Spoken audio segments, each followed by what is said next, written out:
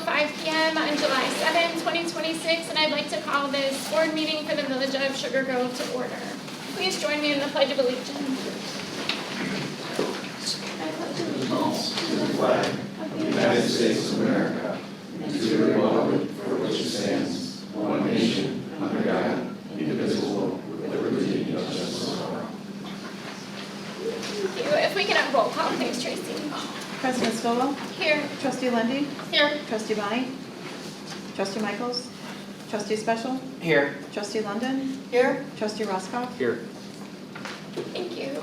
We have no public hearings tonight, and up first we'll have a presentation, a resolution honoring the Village of Sugar Grove Water Department for achieving second place in the Best of the Best Tap Water Taste Test from the American Water Works Association. Is there a motion and a second to discuss and vote on this resolution? I'll make the motion. Second. We have a first from Trustee Roscoff and a second from Trustee Special. Trustee Roscoff. Aye. Trustee Special. Aye. Trustee Lundy. Aye. Trustee London. Aye.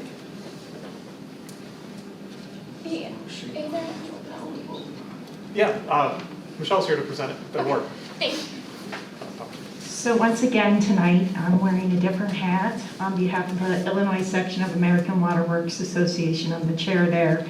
But just super excited to be here to recognize the Village of Sugar Grove for an incredible achievement on both the state and international stage. And I just wanted to give a little background to like how they got to here to show how meaningful it is.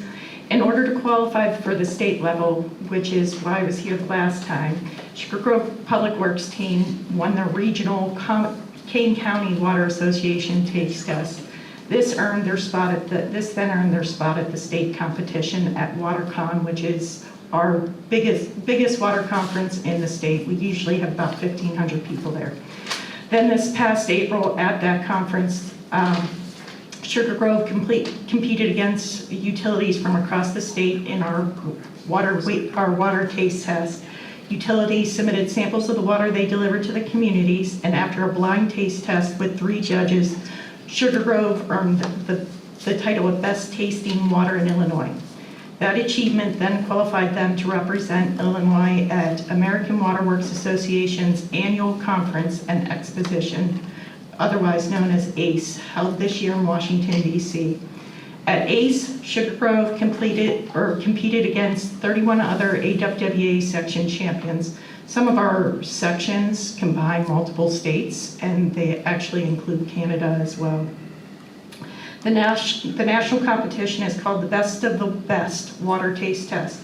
A panel of our 4 trained water experts conducted a blind taste testing evaluating each room temperature sample on taste, clarity, and odor.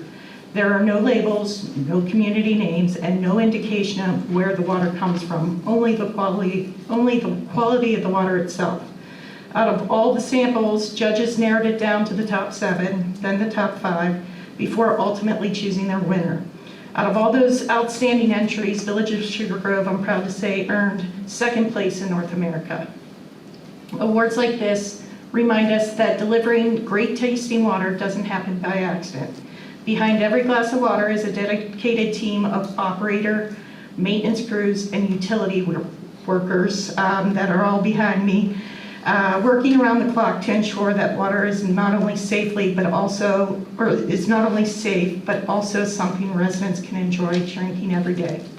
The Village's great tasting water reflects superb water treatment, careful monitoring, and an unwavering commitment to excellence. Tonight, we are so proud to recognize Sugar Grove and everyone who plays a role in this achievement. You represented Illinois with distinction and demonstrated the exceptional work being done by water professionals across the state. On the behalf of the Illinois section, American Water Works Association, congratulations for being, they say, 2nd place Best of the Best Water Taste Test winner at ACE 2026. I suppose that's true, but first was Canada. So I would just like to say they have the best water in the U.S. These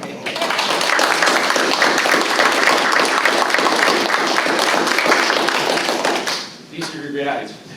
Thank you. Stand up.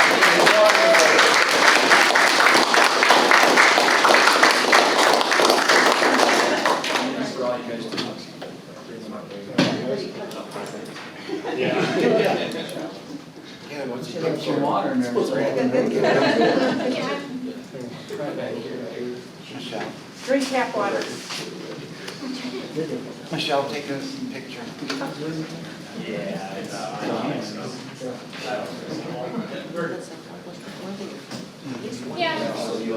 said we should put that on the bottom.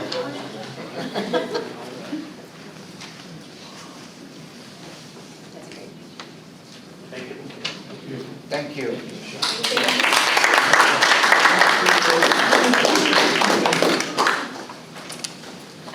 Is there any other discussion on that item? We already did the roll call, the ayes have it, and the resolution honoring the Village of Sugar Grove Water Department for achieving second place in the Best of the Best Tap Water Taste Test from the AWWA is approved. Up next, we have a Division Drive self-storage concept presentation, and Danny Marion will introduce the applicant.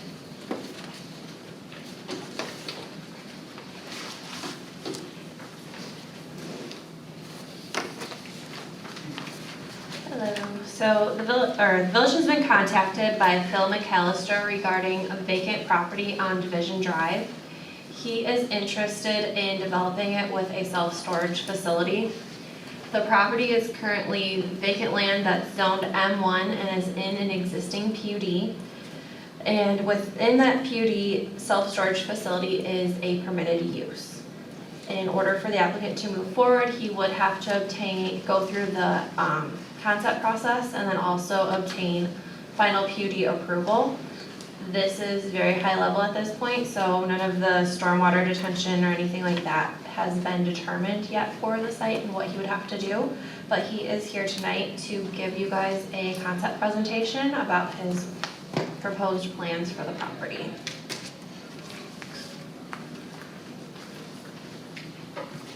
All right. Well, thanks everybody for taking the time to let me come talk to you guys a little bit. As mentioned, my name is Phil McAllister. I'm a resident of Naperville, Illinois. Small real estate developer.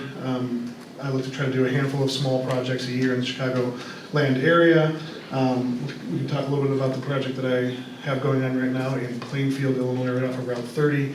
This is a self-storage concept. I'm looking to kind of replicate something similar to that here in Sugar Grove. Is there a clicker we can do? You need to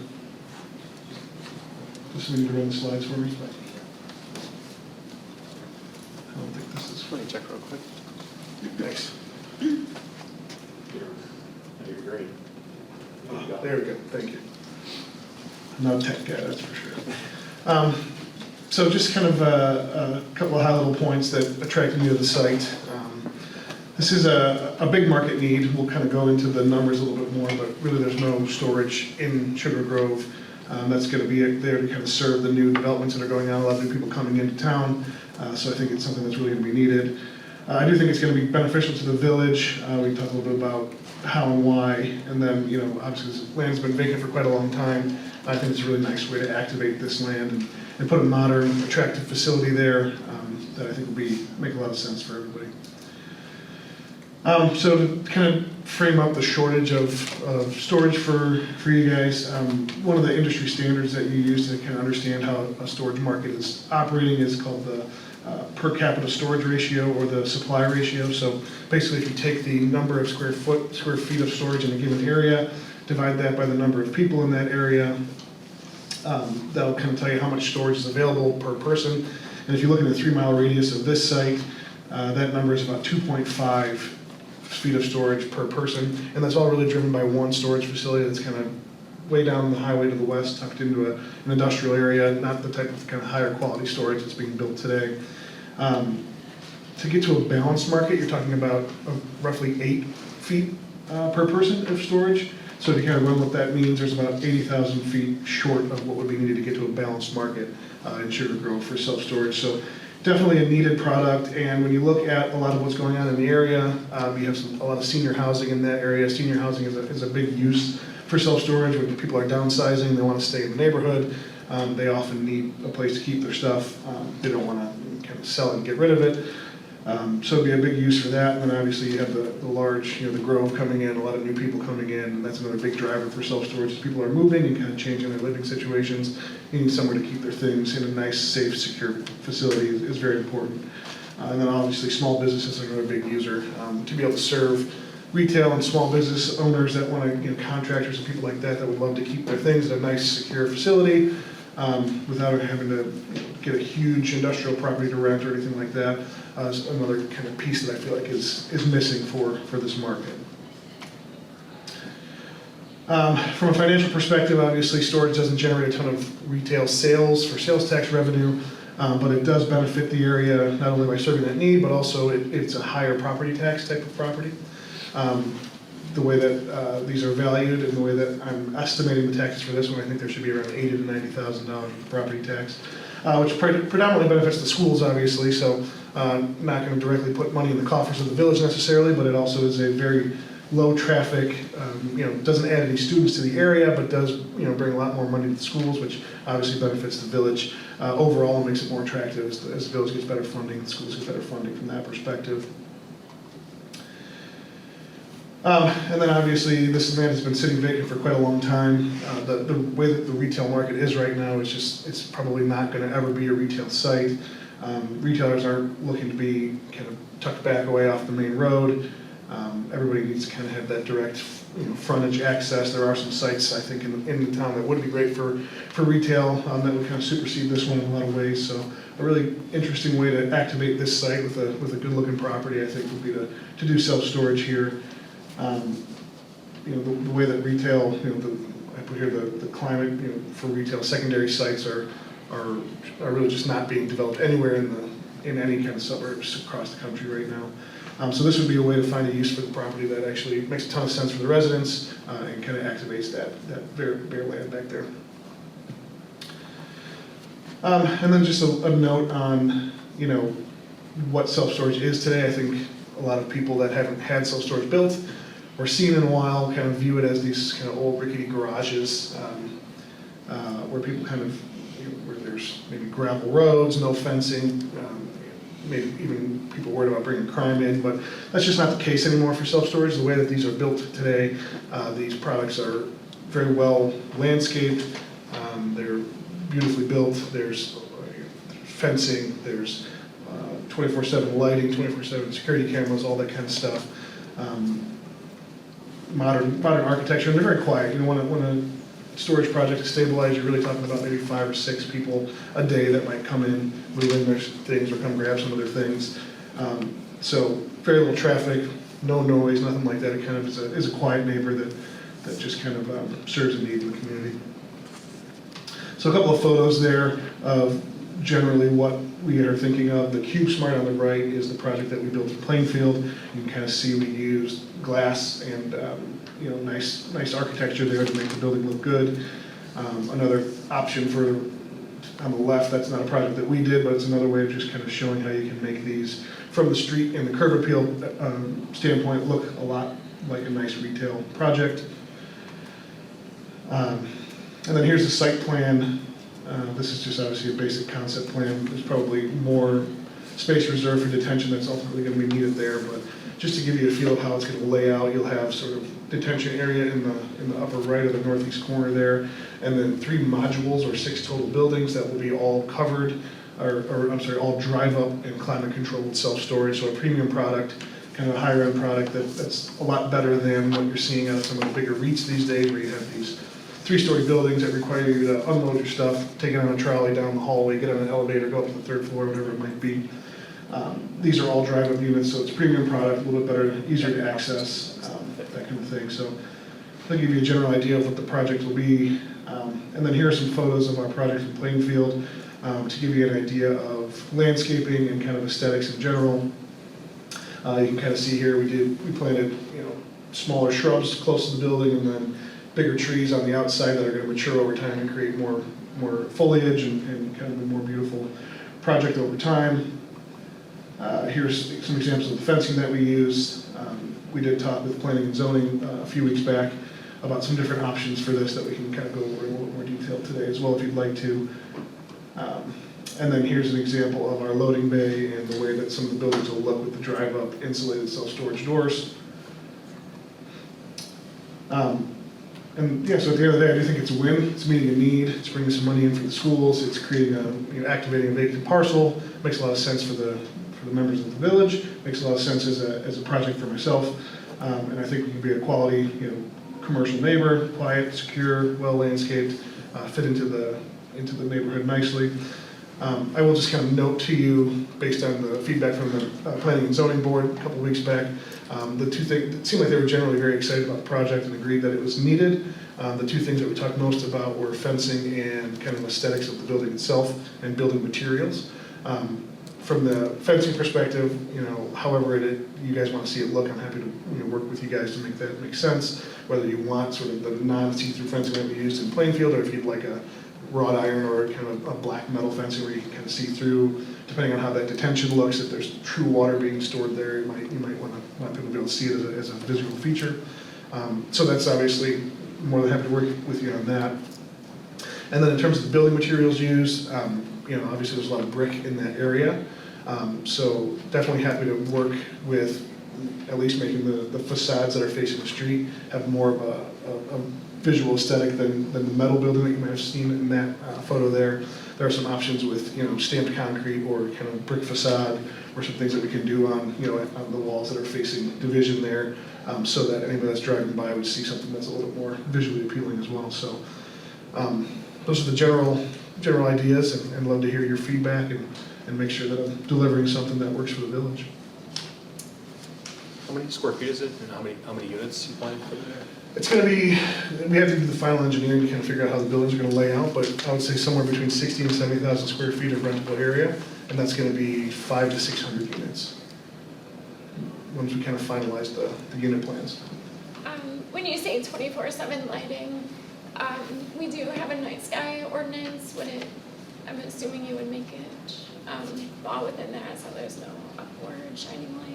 Yeah, we make sure that it's just shining, we can put them on poles shining back down at the property itself just for security purposes. And then one of the buildings across the street is a senior living facility.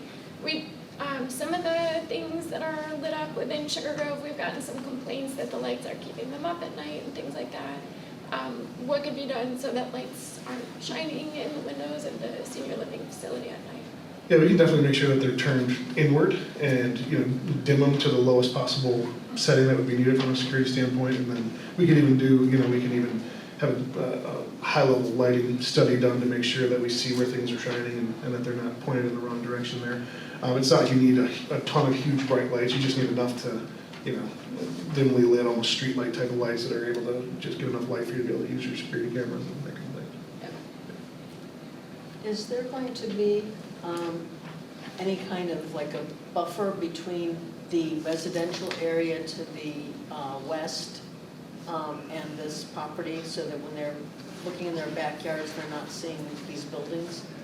Yeah, there will be a landscape buffer there, so we'll plant some trees and foliage and things like that there, and You're then gonna make a, and then we'll also have a fence there. We could do a bit of a berm back there too, if that's helpful. Once we get the site work moving in there, there's probably going to be some topsoil that we can move over there and make that happen. because that's going to affect a number of properties right along that back line. To look at that, and people might not be very thrilled about looking at industrial type buildings in their backyard. And Danny, I believe there's our existing trees, you can go up to the mic, but I believe there's existing trees that would remain, and then I believe there's a path between the residential neighborhood and where the self-storage would be, so there would be quite a buffer for many of the yards. Yes, as Scott said, there's a very heavy tree buffer there already, plus the path. And so they would just be expanding that buffer that's already there as well, so. Did the planning commission have any concerns other than the fence and the aesthetic, or they were otherwise supportive? No, the planning commission was very perceptive to this idea and thought it was a needed use within the village, and that was their main concerns, was the fence and the look of the buildings and the materials of the buildings.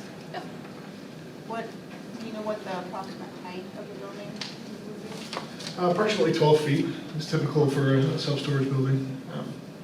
There could be some variation, but it's not going to be anything massively different than that, 12 to maybe 14 at the high end.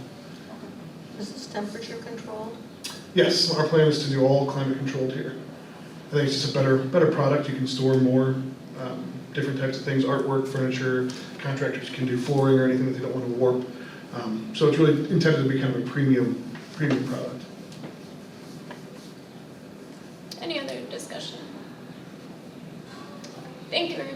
Thank you. We have no proclamations this evening. Up next, we have appointments. There's a recommendation from myself to appoint Dustin Foss to the Planning Commission and Zoning Board of Appeals. Scott Keppel will introduce this item, and then Dustin is also here tonight if the trustees have any questions. Is there a motion and a second to discuss and vote on this item? I'll make the motion. We have a first from trustee Roscoff, is there a second? And a second? And a second from trustee London. Yeah, if there's it's pretty straightforward. It's a recommendation to appoint a new planning commissioner. And I'd like to thank Mr. Voss for attending and open any comments or questions from the village board. And that's what the appointment's been. Did you want to step up to the plate?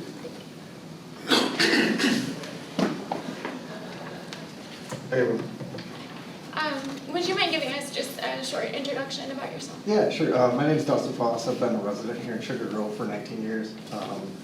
I have been working remotely the majority of that time. So kids have gotten older, started to graduate high school, and I found myself with some more time, and I want to get more directly connected with the area that I live in. And this was one of the ways in which I think would be great for me to do. I started to volunteer with the beautification committee and stuff like that, and that's where Sue and I met, and so she let me know about this opportunity, and I applied for it. So hopefully, we get it. But if you have any questions, let me know. Thank you, sir. Thanks. I saw the information out. What part of the village do you live in? I'm across 47, and Oh, yeah, okay, I remember. Yeah. All right. Thanks. Any other? What strengths do you think that you bring to the board? Yeah, so I've not done anything in specific to this in previous experience, but in my role, it's highly analytical. So it's applying it's applying technical specifications to plans, to reviews, and suggesting improvements. And so I think that it's related but not directly connected, and I fully understand that there's a learning curve for me in this. Any other questions? All right, if we could have roll call, please, Tracy. Thank you very much. Thank you. Trustee Roscoe? Aye. Trustee London? Aye. Trustee Special? Aye. Trustee Lundy. Aye. The ayes have it, and Dustin Foss has been approved for the Planning Commission. Congratulations, Dustin. Thank you. Welcome to the Planning Commission. And Jenny Marion's our community development director. She'll be reaching out with information, and she runs those meetings, so she'll be your main point of contact. Thank you and congratulations.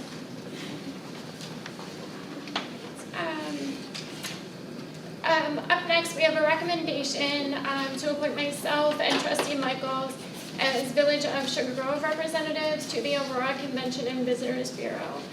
Scott Keppel will introduce this item. Yeah, thank you. So we are members and we have a board seat on the Aurora Convention and Visitors Bureau. Previously, the two most recent representatives for this were Michael Casa, our former economic development director, and then Becky Wolf, who was the staffer for the economic development department. Becky has since, with the new budget, moved to community development and is quite busy with building permits and doesn't do as much economic development work. So I discussed the topic of appointing new representatives to President Stillwell, and this is her recommendation. We will be working with the Convention Bureau, or we are working with them on our motel and hotel study, so it's very exciting, and it's a good group. They're led by Court Carlson, does a good job promoting the area, and hopefully when we get the study out and eventually get a hotel, we can be a prominent advertiser from the organization. So happy to answer any questions, and it's not a huge burden, but these meetings are important that we have representation from the village on them. Is there any discussion? Also, any other trustees that want to come to these meetings are welcome to come. I don't think we had any other volunteers for this one as well, which is also how myself and Sean ended up as the nominees. But if any other trustees are interested, just let me know. If we could have roll call, please, Tracy. Do we have a first and a second for this? Not yet. No. I'll We make have- that motion. Thank you. We have a first from trustee Special. Is there a second? I'll make this. And a second from trustee Roscoff. If we could have roll call. Trustee Special? Aye. Trustee Roscoff? Aye. Trustee Lundy, Aye. Trustee London? Aye. The ayes have it, and the recommendation for Sean Michaels and myself to be the representatives to the Aurora Convention and Visitors Bureau is approved. Up next, we have airport report. Trustee Special. No report. Thank you. Up next, we have public comment on scheduled action items. The consent and general business items this evening. On the consent agenda, we have the approval of the June 16th, 2026 village board meeting minutes and approval of the vouchers. General business this evening, we have a resolution approving a local prosecution services agreement for traffic court and administrative hearings with Sergio Galindo. A resolution approving a change order for the police department construction HVAC. A resolution authorizing the use of contingency funds for purchasing owner-supplied equipment and appliances for the PD construction project and furniture. A resolution amending the number of temporary liquor licenses in the village of Sugar Grove. And approval of on-premises all ages temporary liquor license for non-licensed holder for the Sugar Grove Corn Boil, not-for-profit for the Corn Boil event in Volunteer Park on July 23rd to 26th, 2026. Do we have anyone signed up for public comments? Bob, did you want to speak at this one or the second one? Okay.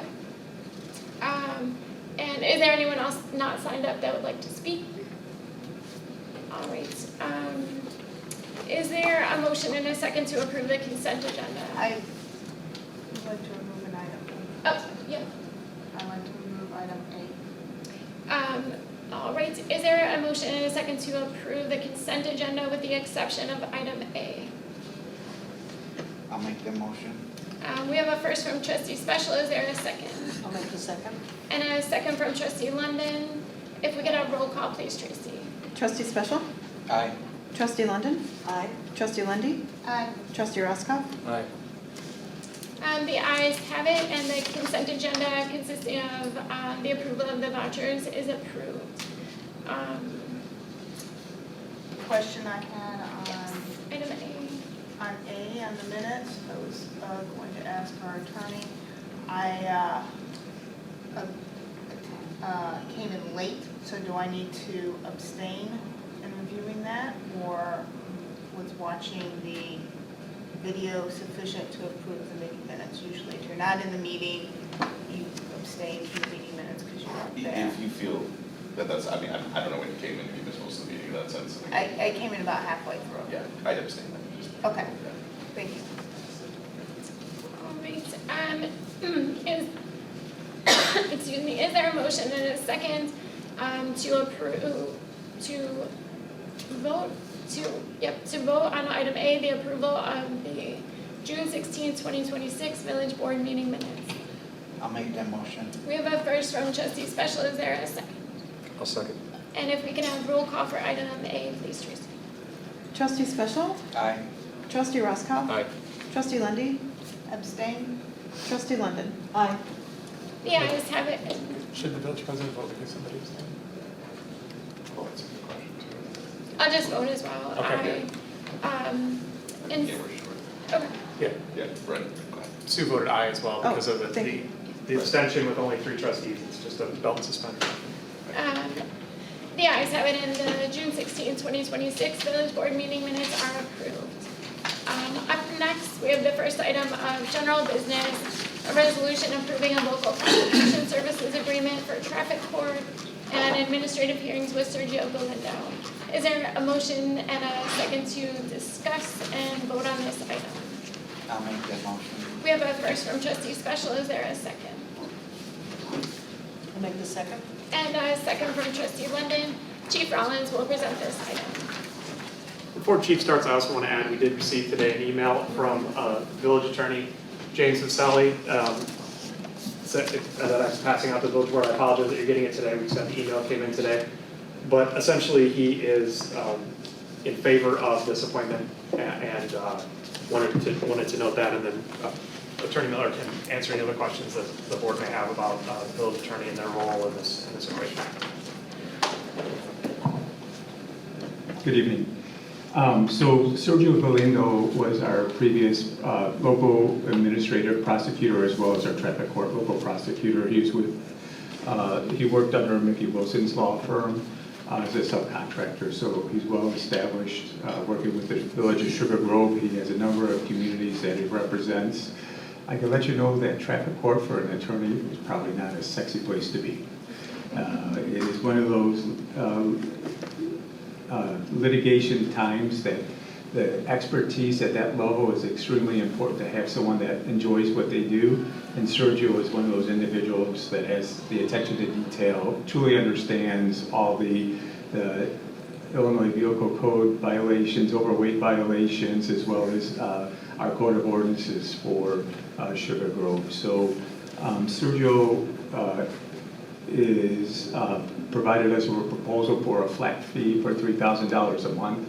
So if everyone remembers how attorneys work, they work on anytime someone calls them, anytime another attorney calls them, anytime the police department or the community development call them, it starts additional charges. So the flat fee is something that is very beneficial for us when we have busy seasons, but it also will be an opportunity for us to have training when it's slow. So again, Scott mentioned that Vasselli Law Firm's also supporting this, and we're asking that the village board approve an agreement to bring back Sergio Galindo to represent us for traffic court as well as village administrative hearings.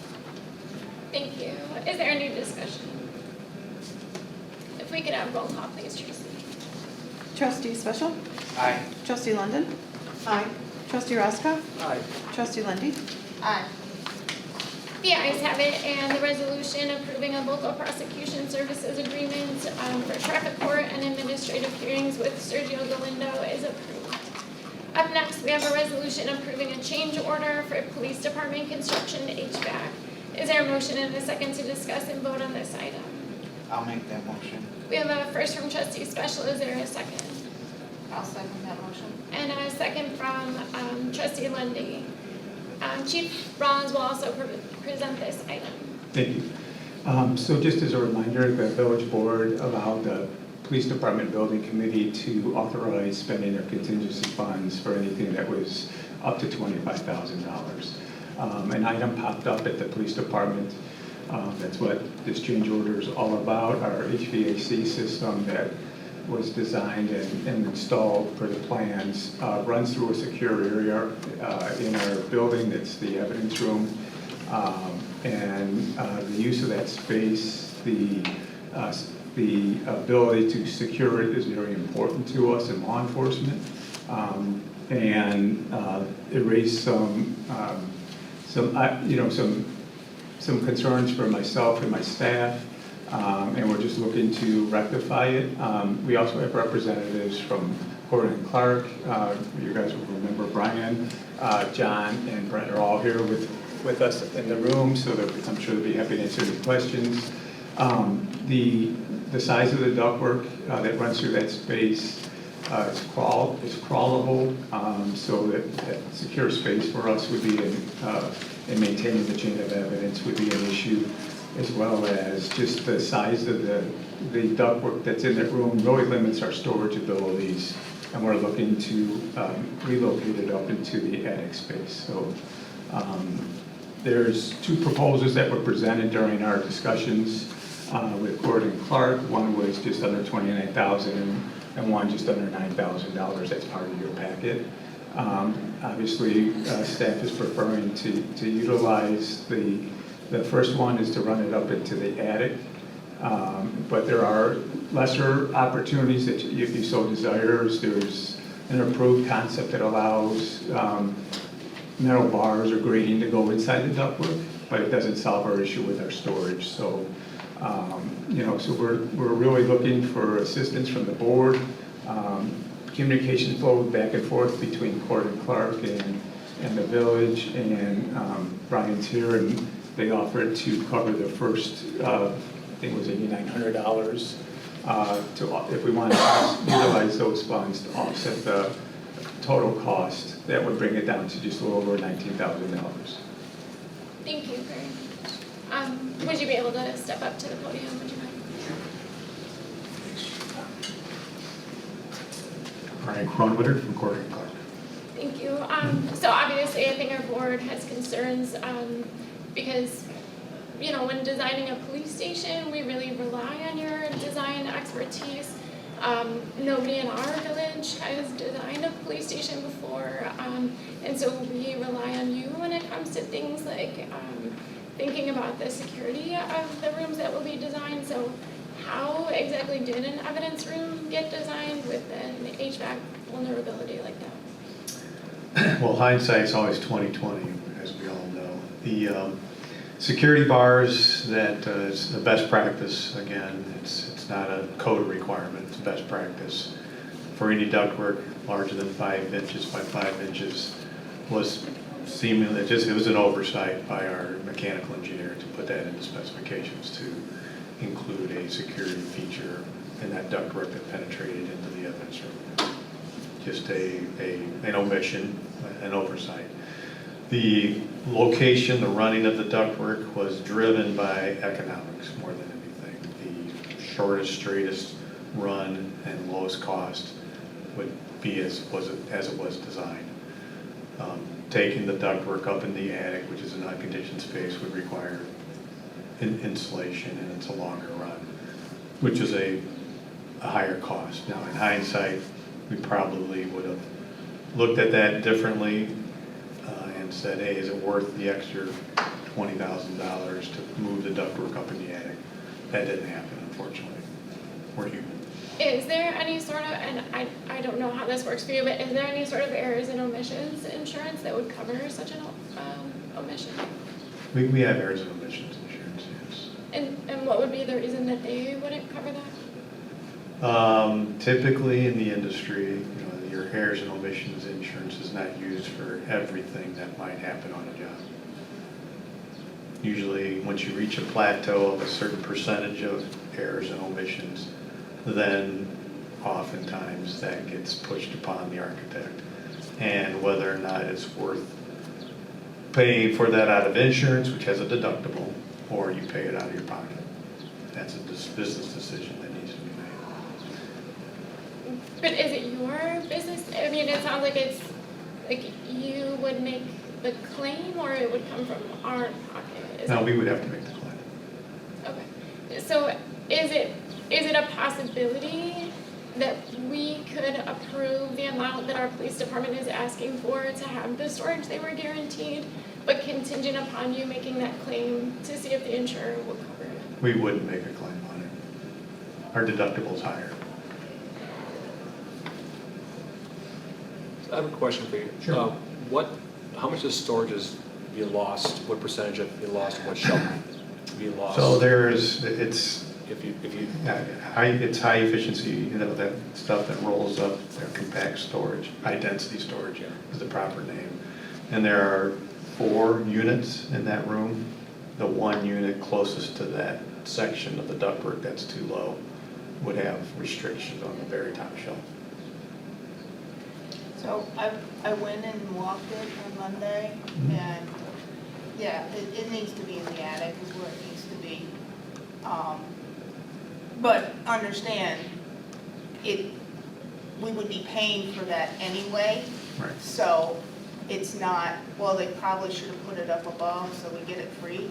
And we would have had to pay for it if it was up above. So is that true? Yes, it's a very well-known, called betterment in legal terms for architecture and engineering. If the client would have paid for it had it been on the drawings, that's considered your responsibility to pay for that portion of it. Or I guess my question is, would it always have been an increased cost to run it through the Yes. attic? Mm-hmm. Okay. Yeah. Okay. So how many shelves are there? 4 or 5 each? There are 4. So you're losing 1 out of 16 shelves. Well, the very top shelf. Yeah, so- It'd be- I mean, is it worth $20,000 to lose 1 out of 16 shelves? I don't think it is.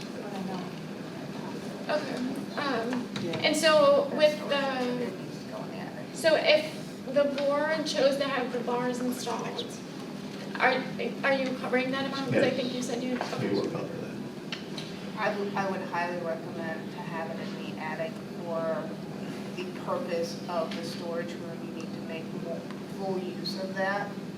And it takes care of the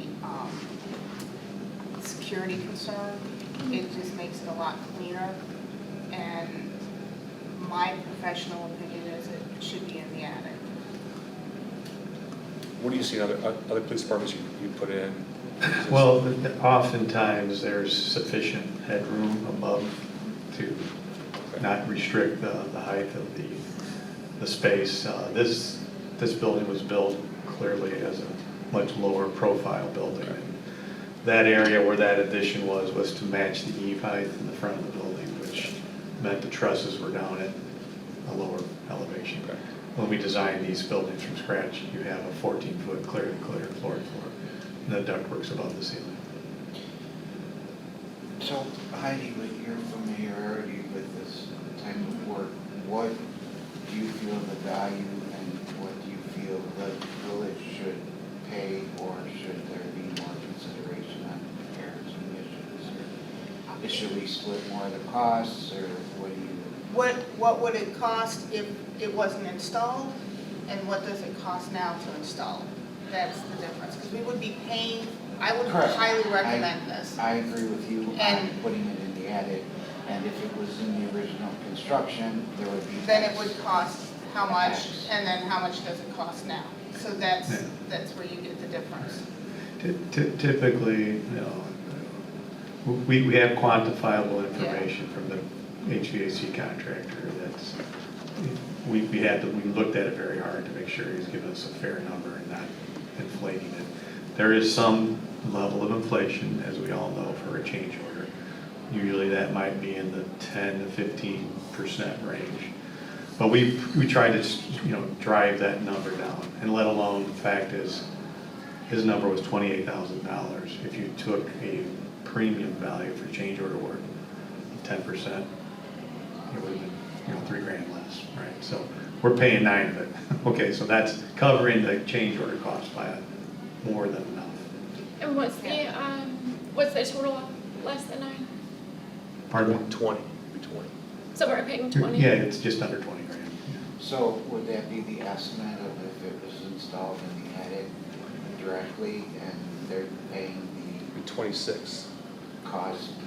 Yeah, because you're saying that, honestly, I haven't done, You haven't costed per. I haven't I costed, get it. but it sounds reasonable. It I mean, sounds is that like- what you're telling us? I'm that if it telling you, was- yes, the if it was- additional ductwork, additional length of ductwork, more bends, you're up in the restricted attic space, you're not Right. dropping ductwork down in an easy manner. Then you have to do an installation, because that attic is unconditioned. So that estimate is 20,000 and. Estimate's 28,000. 28, needs to be covering 9. And we're To covering fix that. it.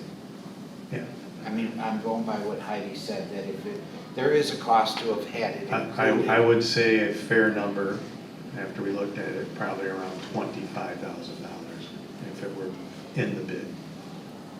Yeah, because the ceiling is a 1 hour rated ceiling, so you do have to add fire dampers when you're coming down from the ceiling as opposed to when you're coming from the wall. And insulate it.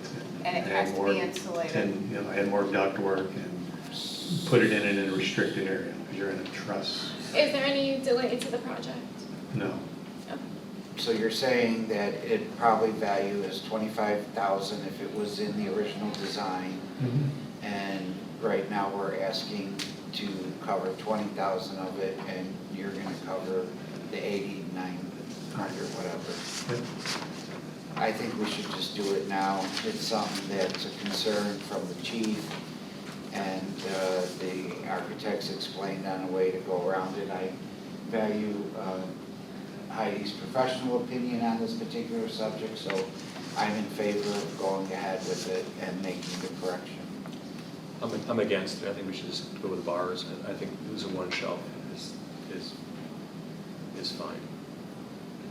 So Oh, okay. With the bars, would you also need to put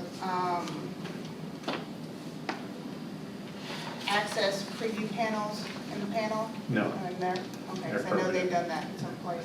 So remind me again, what's this total project costing? 6 million, I think the total, depending on what contingency comes out to be, it's like 6.8. So, I mean, we're doing a $6.7 million project, and now we're not gonna do a $20,000 improvement is my concern. Yeah. I think we need to just do it. If we identified it now, and I understand what Mike is saying, it's one shelf, but it does introduce another avenue of concern from safety, which can be mitigated with bars and all that, but I prefer that it just be done in the attic and be done with it and move on. just That's one, the- excuse me, sorry.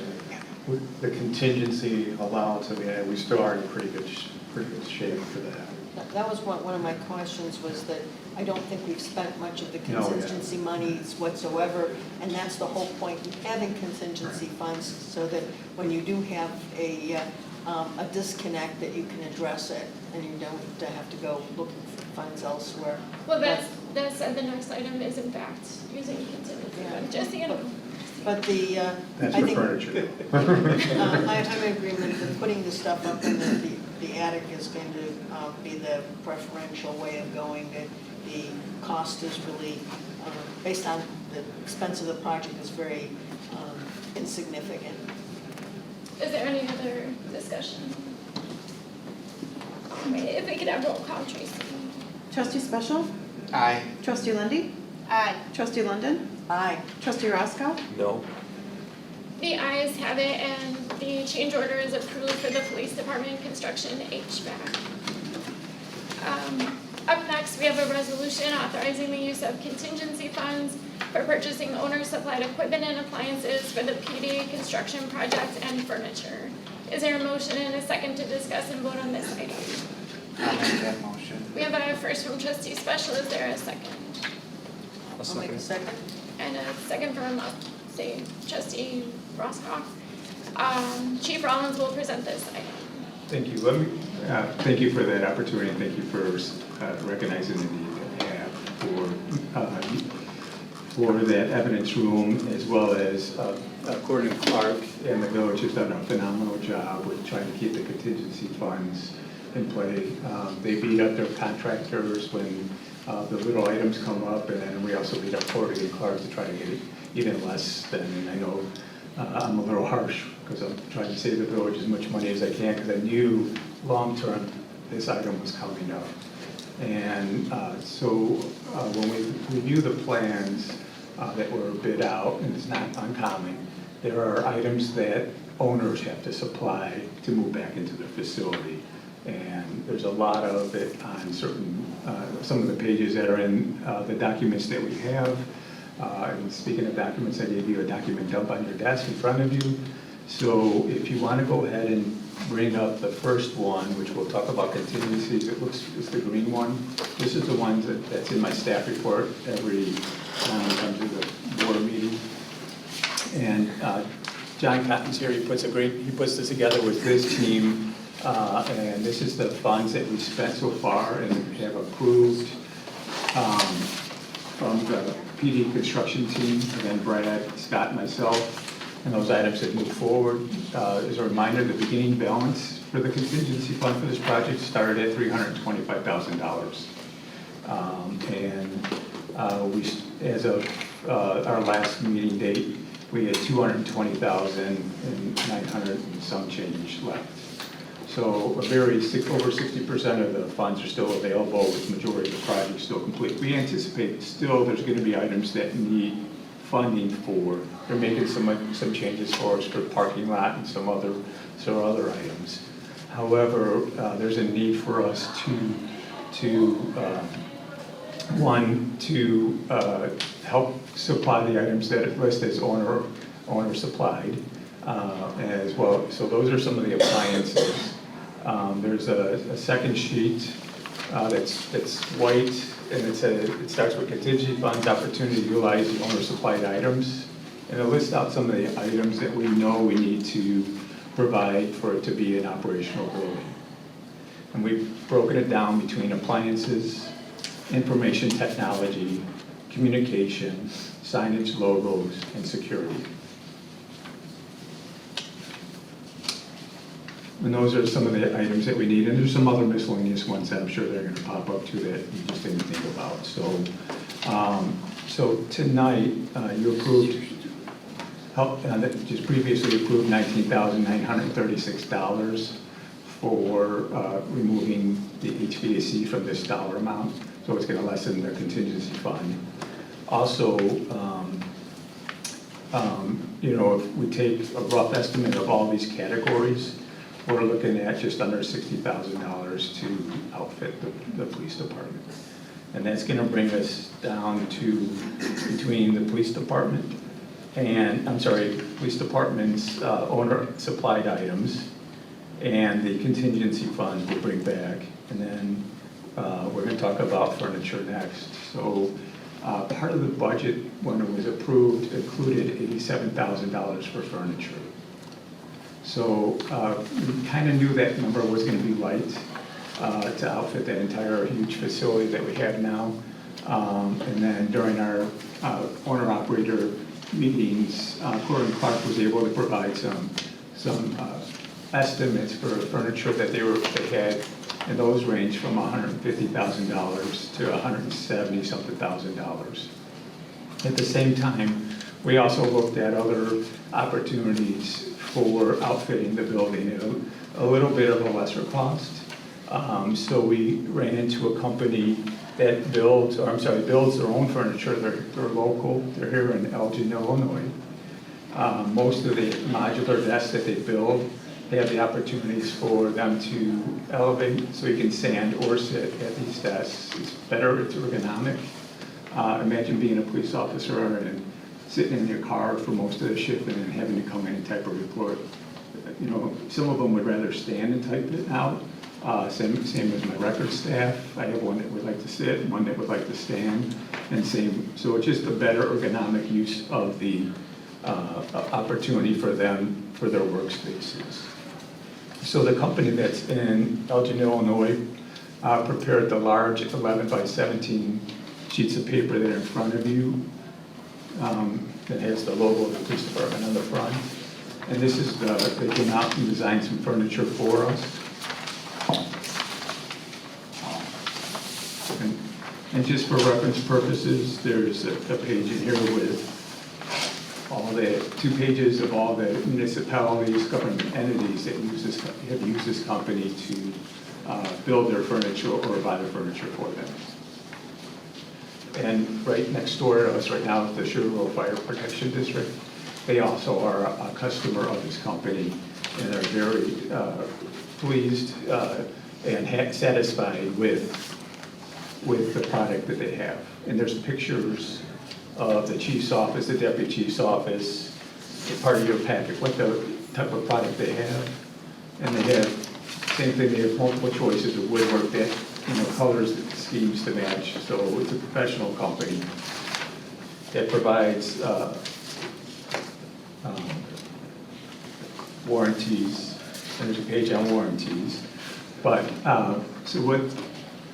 just as a reminder, $150,000 to $170,000 was our estimate cost for if we went through different furniture opportunities through Gordon Clark, or this company here is $109,000. So it's quite a bit of a savings for the village, and I'd like you to consider them to be utilized to outfit the police department for furniture. Thank you very much. I really want to say thank you for taking that extra step and going beyond just the Corrigan and Clark furniture offerings, because that's at least a savings of $41,000 up to $65,000. So thank you very much. Have you actually looked at the desk and stuff? I'm sorry. Have you seen any of the actual stuff in person at all? Oh, yes. Yes. Yeah, so that's at the fire department right across next door. Oh, okay. Okay, saw it. Okay. That's this picture. That's that picture. Yep, that's the Sugar Grove Fire Protection District's chief's and deputy chief's office.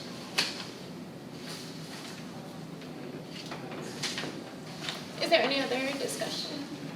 So just when you guys took over all of the old village hall, you had some furniture added then, which was like the conference room stuff, that's still staying there. Yes, so we're still bringing back some furniture from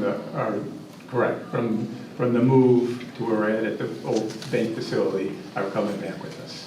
Also included coming back with us are our task chairs, our specific desk chairs. Okay. So those were, the village board approved those a few years ago, and those are still very in great shape. So, those are probably the 10 or 11, they're about today's value, they're $1,000 a chair. Others are, opportunities, you can get them for $600, $700 of a different manufacturer and style. But in law enforcement, with the gun belts and all the other equipment the officers have, they need to have the wide seats for them to be comfortable or actually fit in the arms.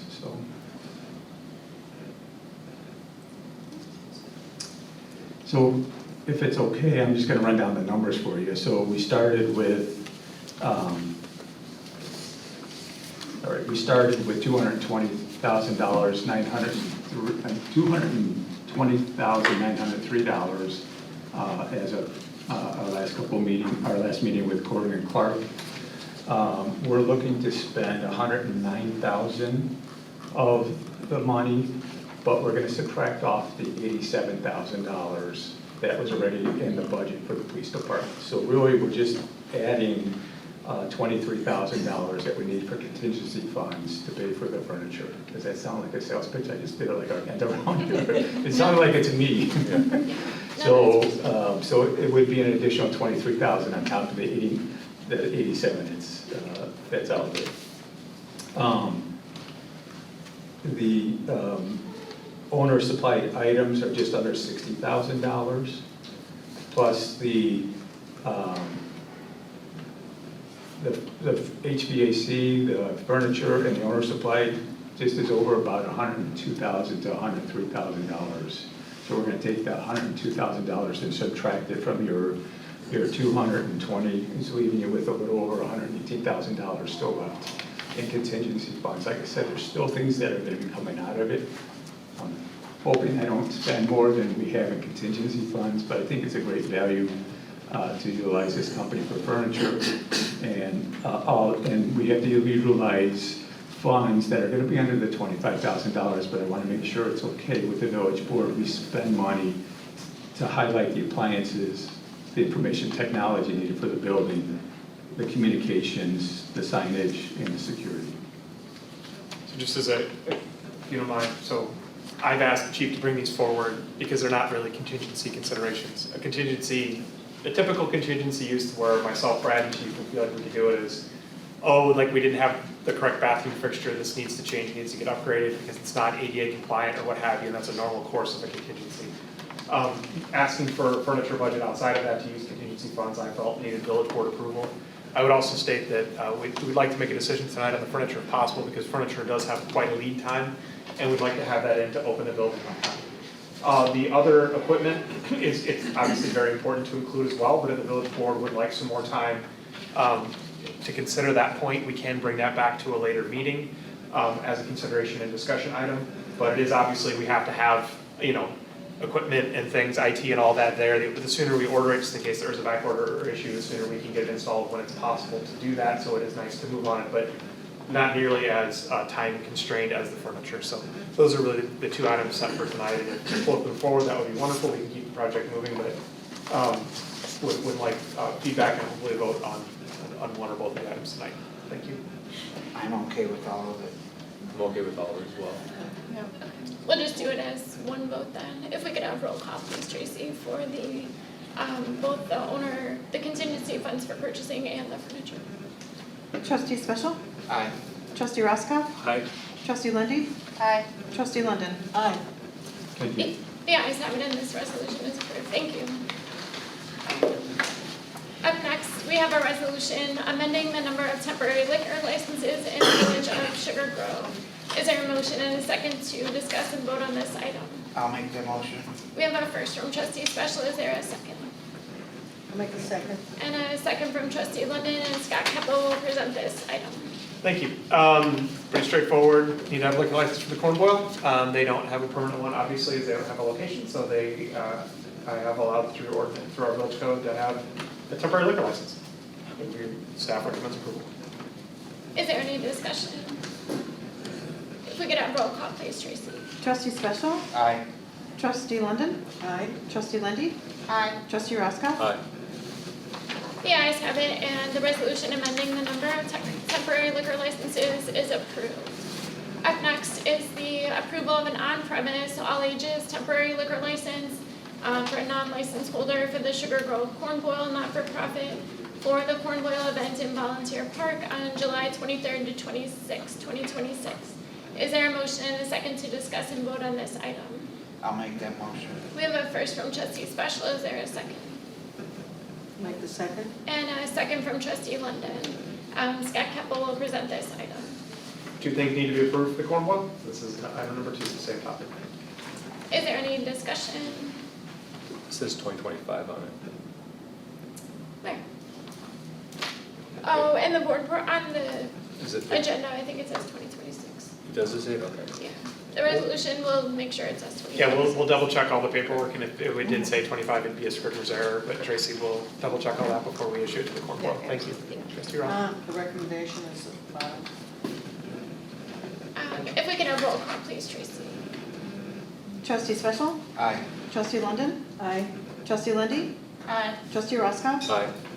The ayes have it, and the on-premise all ages temporary liquor license for the Corn Boil July 23rd to 26th, 2026 is approved. Up next, we have public comment, and the first person signed up is Bob Ramondi.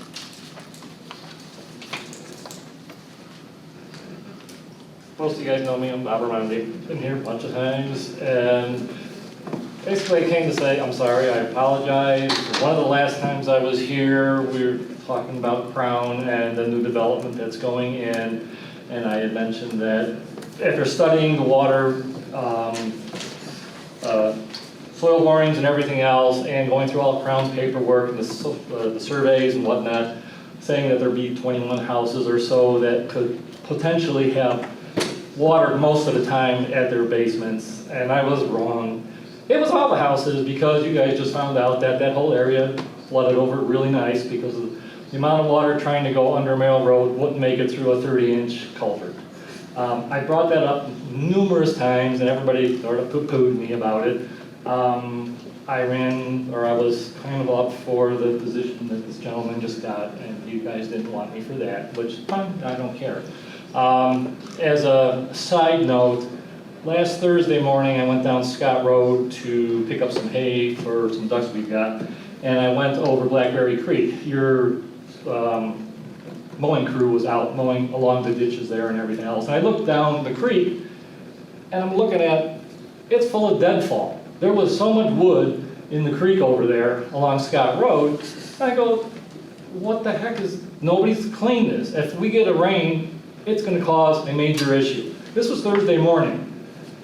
I called Carolyn Anderson from Thoughtful Progress, or whatever she's with right now, and said, have you been over there? And she pulled it up on Google Earth. And she goes, you can literally see all the trees that are in the water from Google Earth.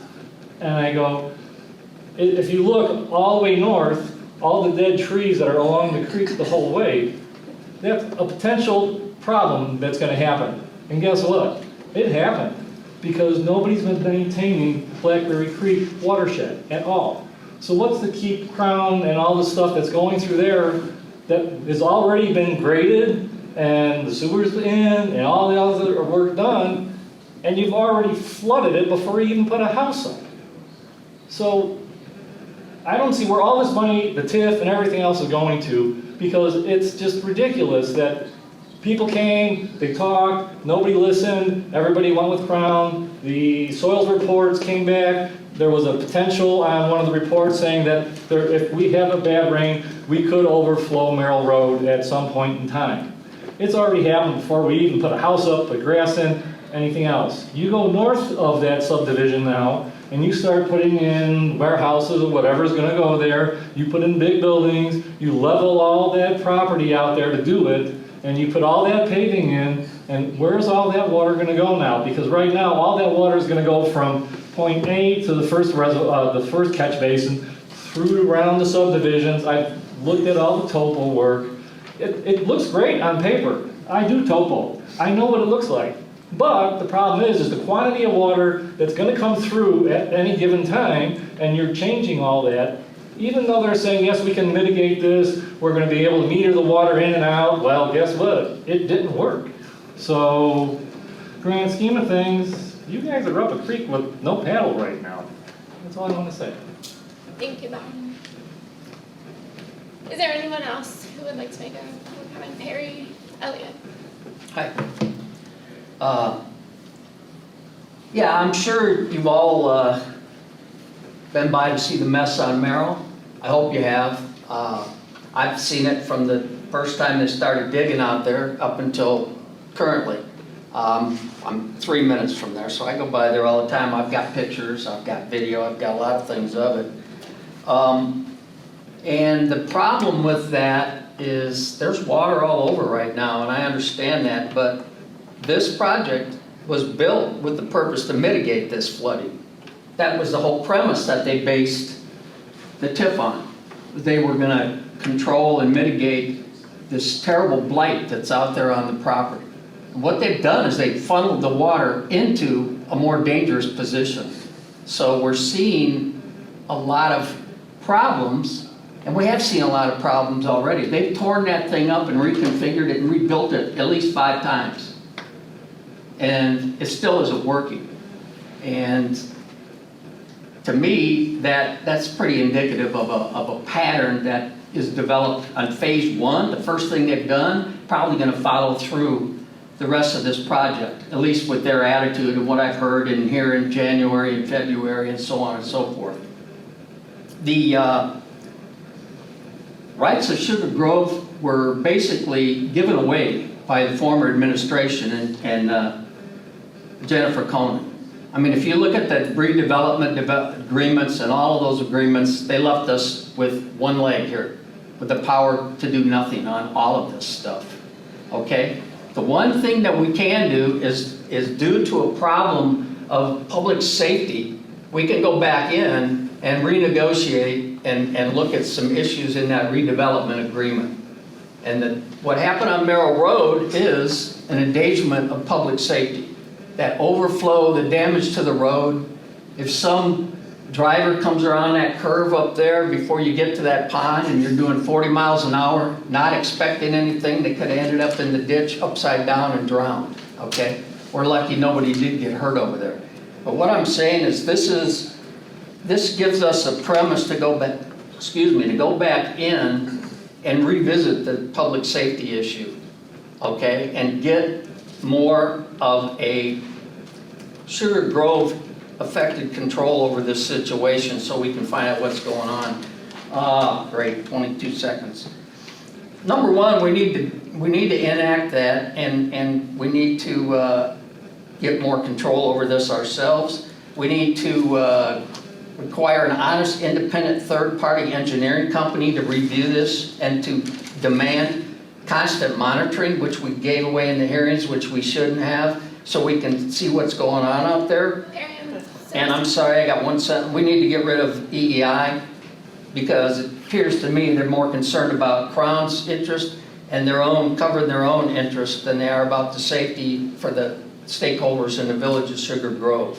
And there could be huge financial consequences if there are these problems and somebody does get hurt or this housing development gets underwater. That's going to be on us as well because we're aware of these issues. And if we do nothing about it, we're going to be liable. Thanks for the extra time. Thank you. Thank you, Perry.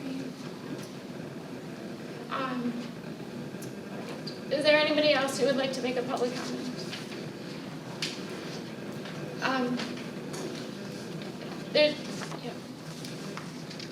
We will continue to ask questions and see what we can do. There's not a whole lot any of us can say to you right at this juncture at this meeting, but thank you for speaking.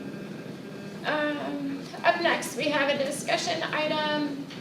The first is the US 250th in Sugar Grove. This one I had asked to be added as a discussion item because we are having a ribbon cutting for our new 250th commemorative bench. It's on the Saturday of the Corn Boil at 10:45 a.m. at Veterans Park.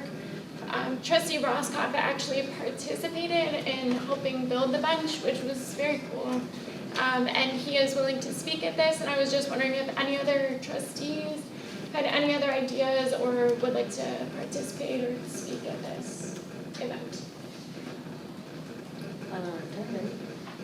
Okay, perfect. I think that's it. There was a little bit left in that budget, so I wanted to ask if there was anything else anyone had wanted to do for the 250th. It is July 7th, so it was a few days ago, but that's what we still have on the agenda. Up next, another discussion item, renewing an intergovernmental agreement, a memorandum of understanding with Canelan School District, number 302, for providing a school resource officer. Chief Rollins will present this item. This is a renewal agreement with some modifications, some changes. So the language that is still being worked out between the Canelan School District and staff. So the law changed back in 2025, and it went into effect on the 1st of this year, where the state is now requiring the language for any type of school resource officer that district and the law enforcement agency or the municipality have what's called a memorandum of understanding. Back in 2023, we instituted an intergovernmental agreement with Canelan School District for 3 years that expires in August of this year that allowed them to have a school resource officer that we supply and that they carry some of the financial burden for having an officer at the district.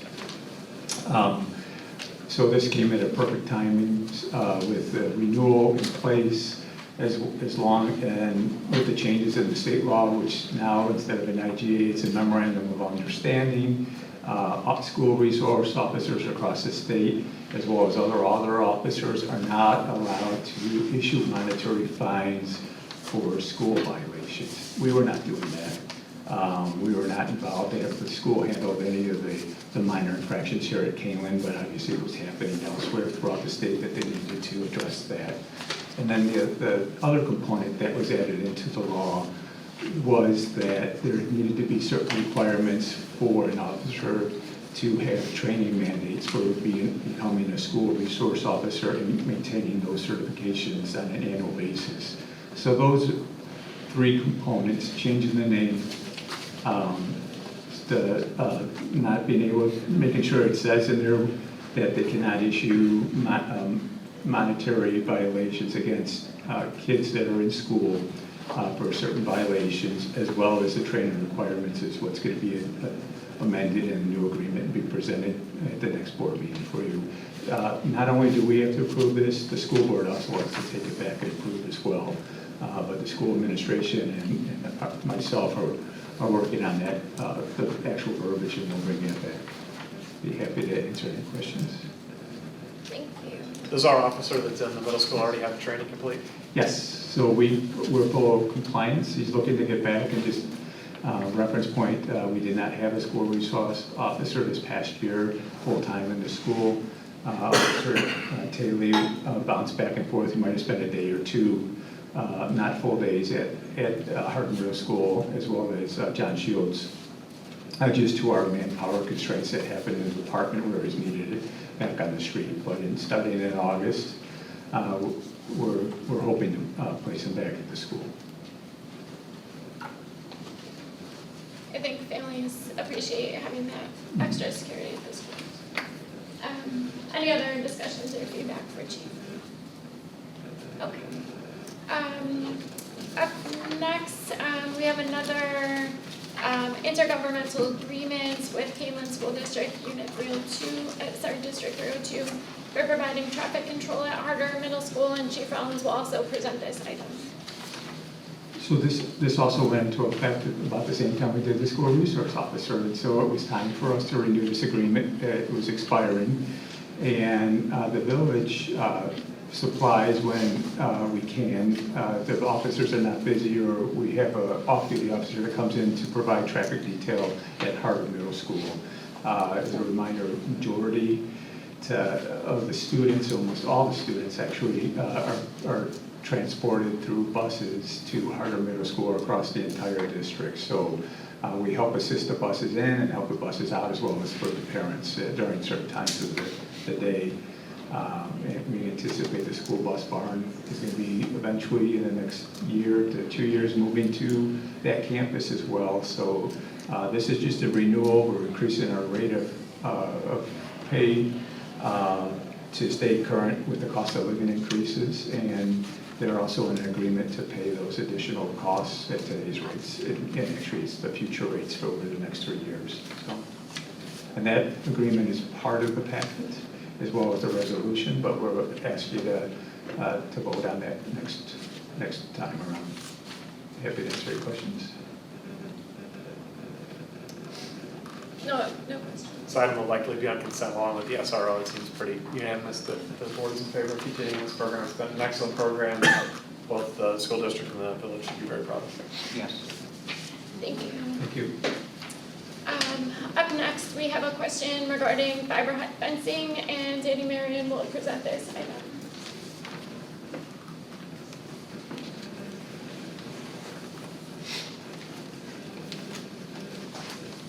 We have received the permit applications, the building permit application and the fence permit application from the fiber hut facility, which was recently approved as special use. To be located off of Route 30 across from the airport. And they are looking for the village's direction on the color of fence you all would like to see surrounding the property. So Cotton white. we have brought it to you all for your opinion.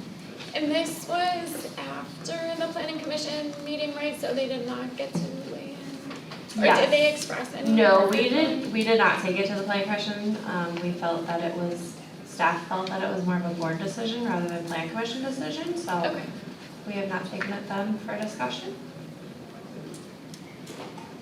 I feel like Sean would have a color preference and he is not here.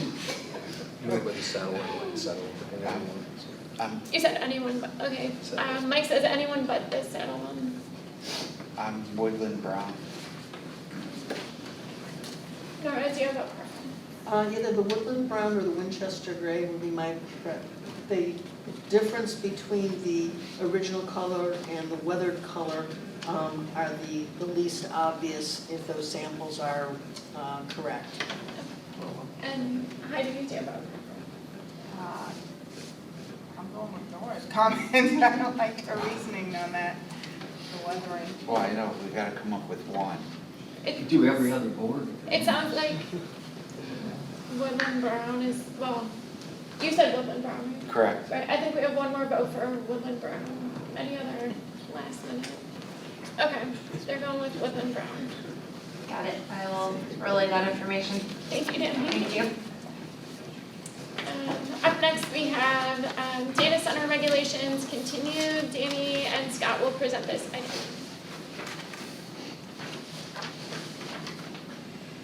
Thank you. So we've got a couple of attachments. We've got a list of the data center amendments from Aurora that was asked to have returned, and then we've also got information on the 2024 IECC appendix.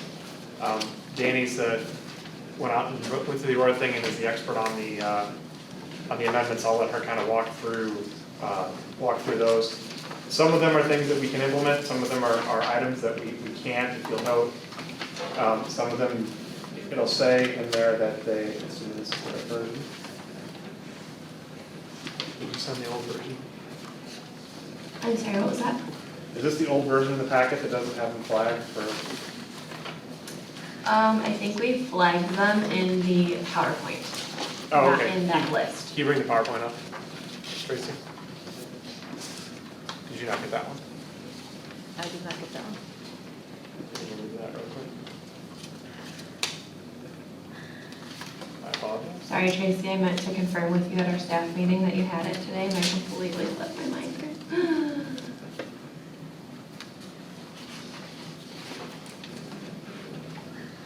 Sanitary, not sure.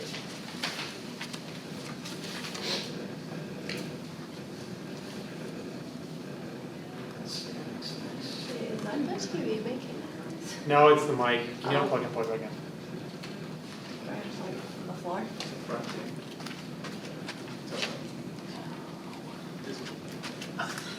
It's a mystery. There you go.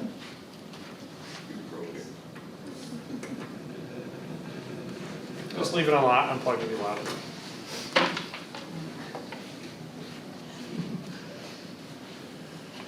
It should be coming through.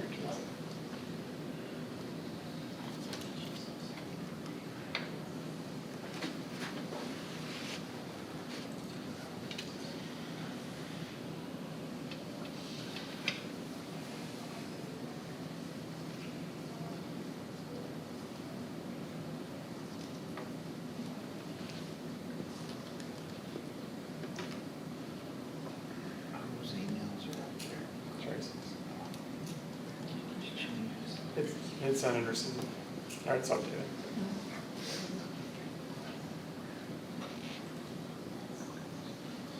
Come on.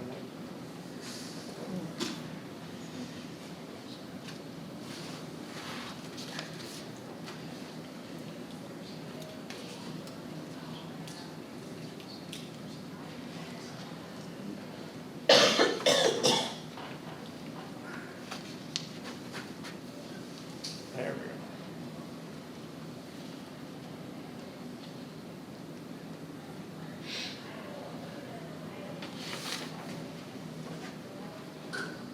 Apologize for the delay. As Scott mentioned, this item was discussed at the June 2nd village board meeting. You all requested that we bring back the details of the recent changes that were made and also more information on the IECC Zero Energy Commercial Energy Building Provisions. For the on-site clean energy, it says to supply not less than 25%. Is there any way we can require a higher? That's one of the Aurora ones, so we'll get to that Yes, in a okay. moment if that's okay. Yeah, well, first of all, we're gonna start going through what did Aurora add to theirs. They require all data centers to be a special use permit. They also have language that they can also require a development agreement if they see fit. They also require reports to be submitted at the time of application. These reports include pre-development sound study, a noise modeling study, a water consumption and quality monitoring report, and an energy consumption modeling report. Aurora had added requirements regarding chillers. They completely restrict evaporator chillers. They're not allowed to be used. They also added distances for the location of chillers in regards to residential, hospital, or educational use. So they cannot put chillers on the properties within, or they have to at least be 1,500 feet or 1,000 feet from any residential, hospital, or educational use. They also added regulations require on generator requirements. No roof-mounted generators are permitted. They have to be equipped with vibration isolation systems. And again, there is distance requirements on the location of generators from residential, hospital, or educational uses. They also added requirements of when generators are permitted to be tested. They added noise standards and put in limits on the maximum noise level, daytime and nighttime. They are requiring that a vibration monitoring system be installed every 500 feet along property lines within 1,000 feet from residential, hospital, and educational uses. And then they also, as President Silva just mentioned, added energy use standards. We might be limited to these, to not being able to do exactly what Aurora did because of not being non-home rule. Although this is what we're trying to address through the ICC standards, so while we may not be able to address it through zoning, we're gonna try to address it through the ICC standards. So it's yet to come, but we're trying to tackle it. And so you know, building standards, the building code, the ICC affects everybody in the village, even Crown. Whereas the zoning would not because they're in a PUD right now. And so, is there any option to have modify the ICC or modify the building standards, but only for specific properties, or that can only be done through? And we can get to that. Okay. We've got that in the presentation Okay. too. Sorry. We jumped ahead, but that's great. They also added screening requirements.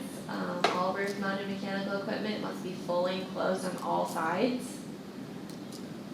as well as any ground-mounted mechanical equipment. They added water use standards, which also might be limited in the zoning code because we are not home rule.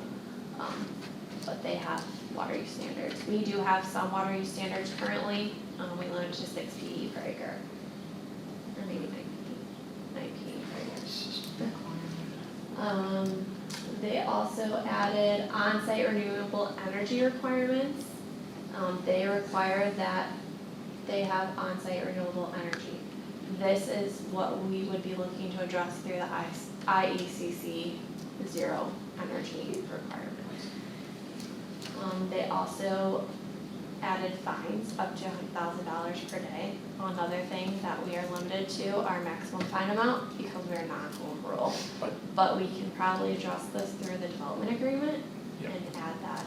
The thought is There's to ways. have, if we, we can't, I think we're limited to our zoning enforcement. Our zoning code has strict enforcement, X amount per day. If they agree to it with us in a development agreement, we believe that that is an opportunity from a brief conversation with Attorney Vasselli that we could have higher numbers in the development agreement. So that's one of the reasons why we want to require a development agreement, because we can add things that they agreed to and we've agreed to make it a little bit more stringent. Additionally, they require annual reporting requirements. They must submit an annual water and energy use data report, and they must submit a third-party tested noise level report. They also added a lot of biometric data regulations. This is something else that we would not be able to do as being not home rule. The state of Illinois does have the strongest biometric regulations in the state, in the country already in place, the BIPL law in Illinois. So I feel that we're pretty well covered, if not, some data centers and others would call it excessive, so Illinois covers that pretty well right now. Staff's recommendation would be to eliminate the data center zoning district. Data centers would remain a special use in M1 and I1, and then add specific restrictions for data centers in the M1 and I1 district, such as requiring a development agreement for all data centers. Minimum distance from lot line to lot line between data center and residential places. Residential places of worship and schools would be either 1,000 or 1,500 feet, or another amount if you guys suggest it. On that note, the way we typically do distances. Aurora did it from the chillers or from the generator, and the way that our department and our code typically measures is from lot line to lot line, so that's why we're recommending this, which is slightly different, but still gives you the same distance, and then we would be looking to the board for a recommendation on that distance. But it's the manner in which we're used to measuring it and implementing it. Also, if they were to change their site plan, it could potentially cause problems if they move a generator or something. It's just easier to do it lot line to lot line than it gives us. If nothing else, it gives a farther distance if it's lot line to lot line.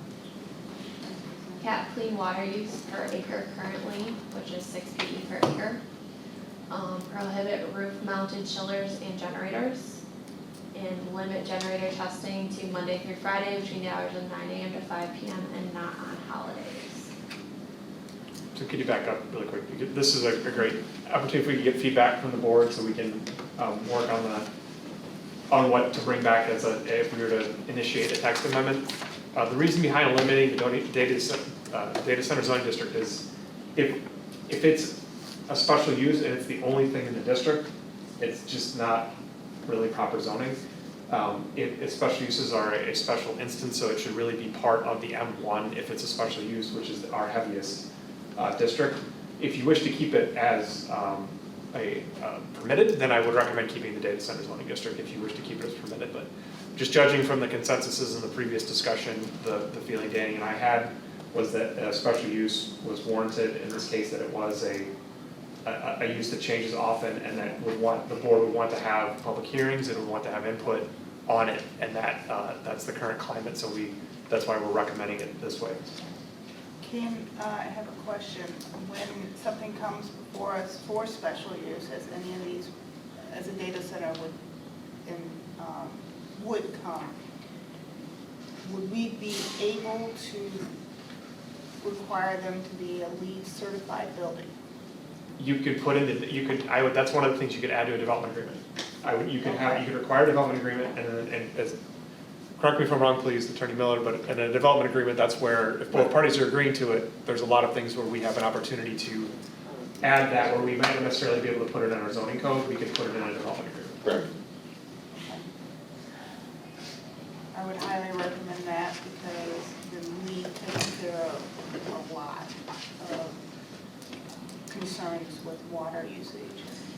You can require certain levels of LEED certification, and that's done by a third party that certifies it.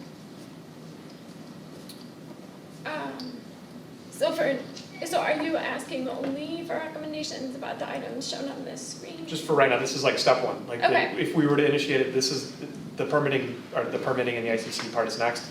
This is if you would like us to come back with a text amendment, we're taking steps to update the zoning ordinance. These are from the Aurora recommendations, or from the Aurora changes, these are what we feel like we can accomplish in our zoning ordinance. And if you'd like us to move forward with these items, we also would like a distance. Aurora has 1,500 and 1,000, depending upon if it's roof mounted or not.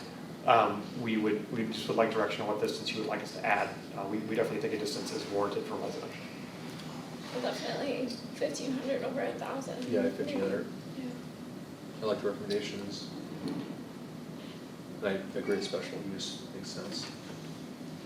Rather than making it farther for the roof mounted chillers and generators, we're in favor of prohibiting it. There's plenty of land in and around our area, they could just buy some more and put them on the ground. It's much less sound, and then also screening issues with them being on the roof, it is very problematic. We're not, Elk Grove Village or Chicago where you don't have enough land to buy space to put your generators on the ground and keep that noise from the residents, so we would say ground only. Nothing on this screen would apply to the potential data center approved for the Crown North Side. Correct, this is all zoning ordinance for future potential ones that come. I would say it would be special use, but I'll comment about the chillers and generators. Is typically what you see in a data center is that they're putting in a chiller building, so it's actually completely enclosed in a separate building with essentially pipelines going from that chiller building into the main data center. That's a very typical way of, I've seen them actually construct them. And the generators are typically placed around the perimeter of the structure itself, maybe 20, 25 feet tops from the building wall itself, and those are completely housed. They're standalone generators, typically with belly tanks. So if they have to hug near the buildings, then if you're looking at that 1,000 or 1,500 feet, they'll be able to do that. They won't be able to set this further away from their buildings, and they don't really want to. It's more wiring.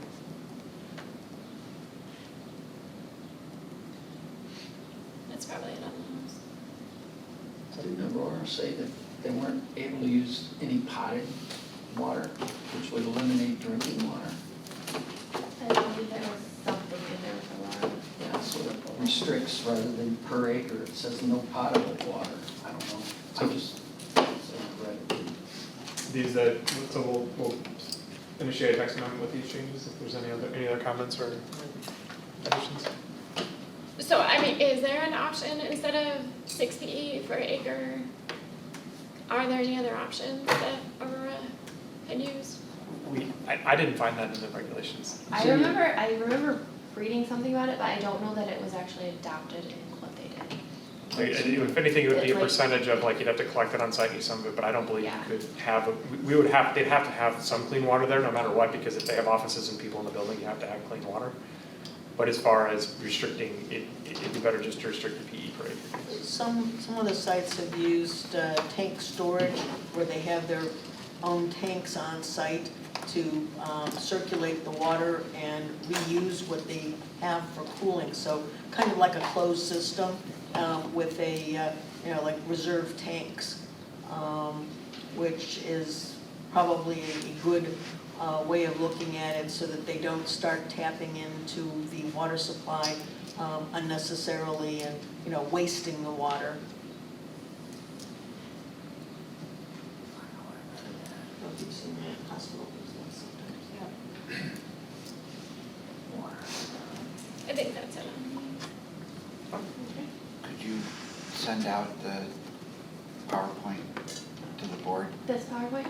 Yeah, because it wasn't, and because what we have, just in case we want to check, we don't have that extra part. Absolutely, yeah, we'll email that out.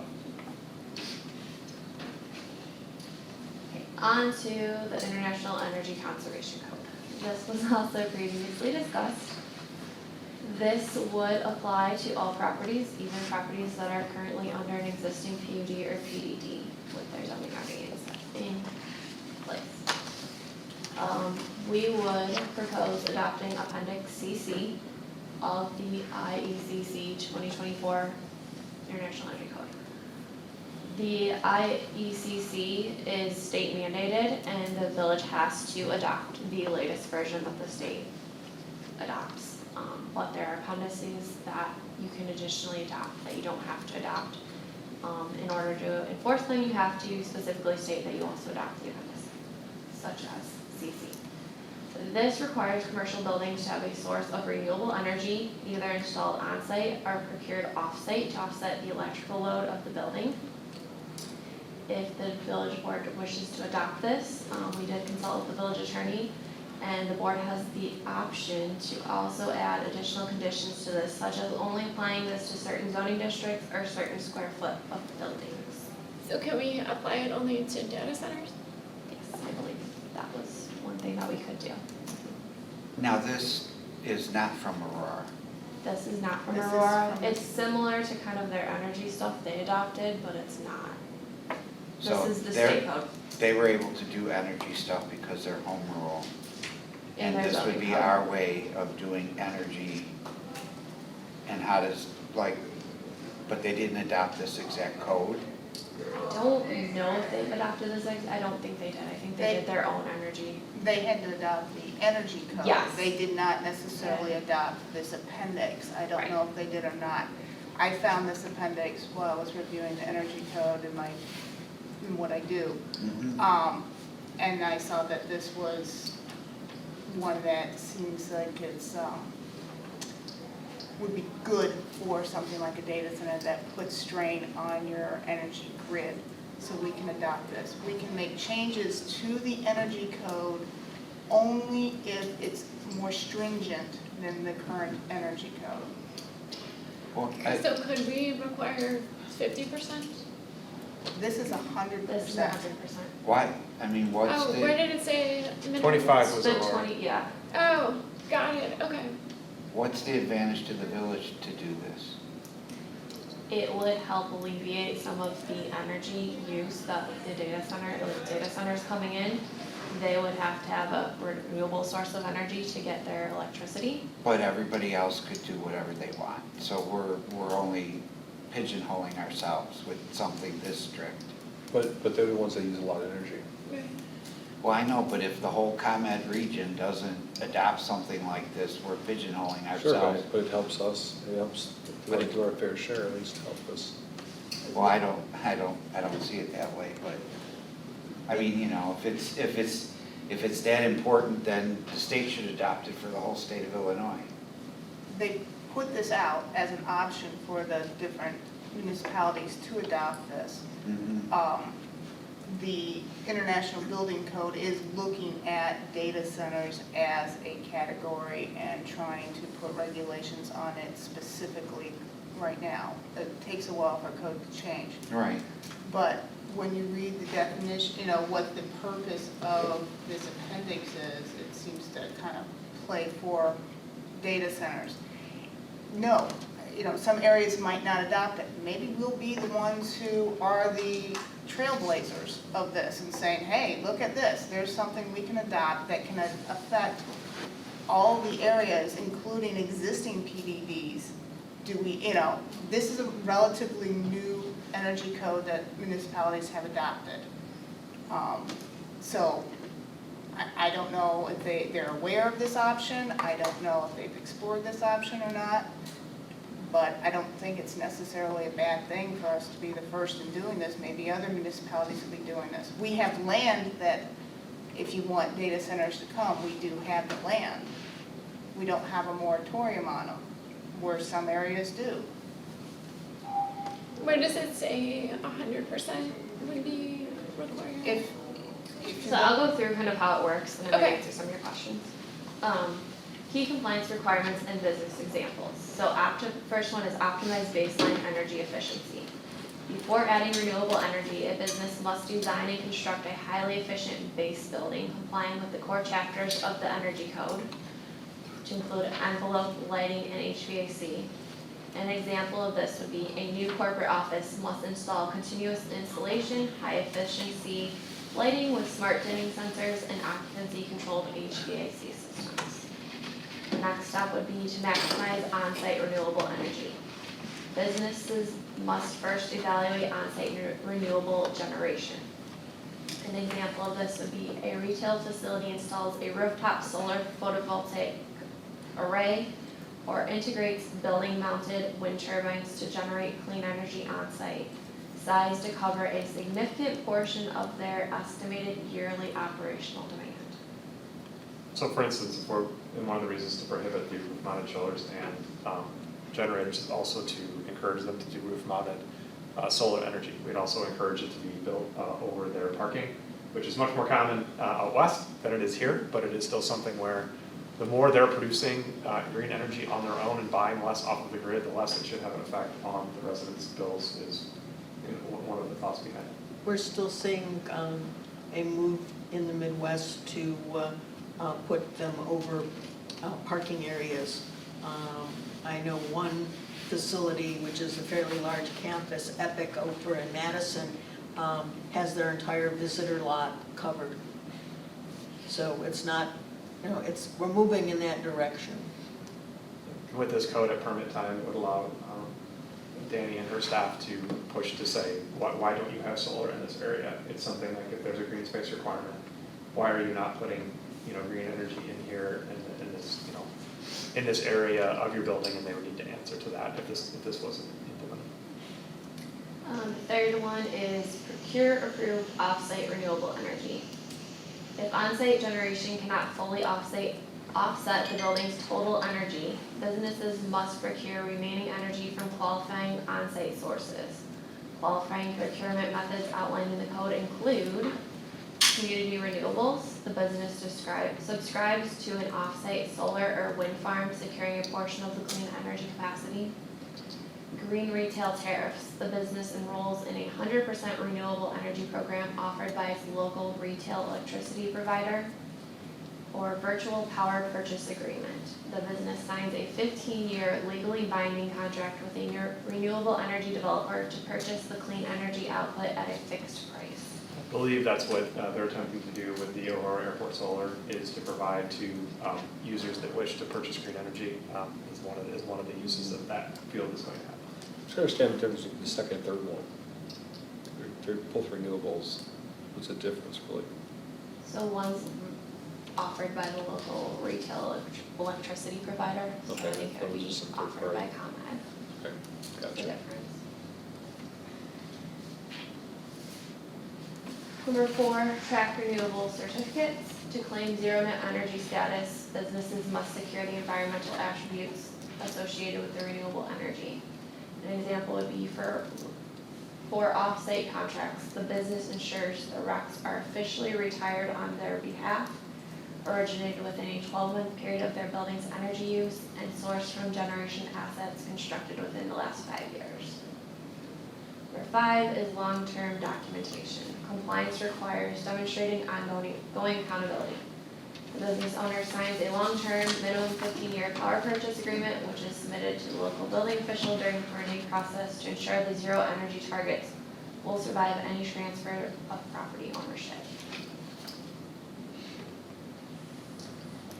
Staff recommendation. Staff recommends to adopt Appendix CC, but limit to buildings larger than 200,000 square feet. For reference, an average target stores between 125,000 and 130,000 square feet. The requirements could deter commercial uses that the village is actively recruiting, so that's why we recommend the larger footprint.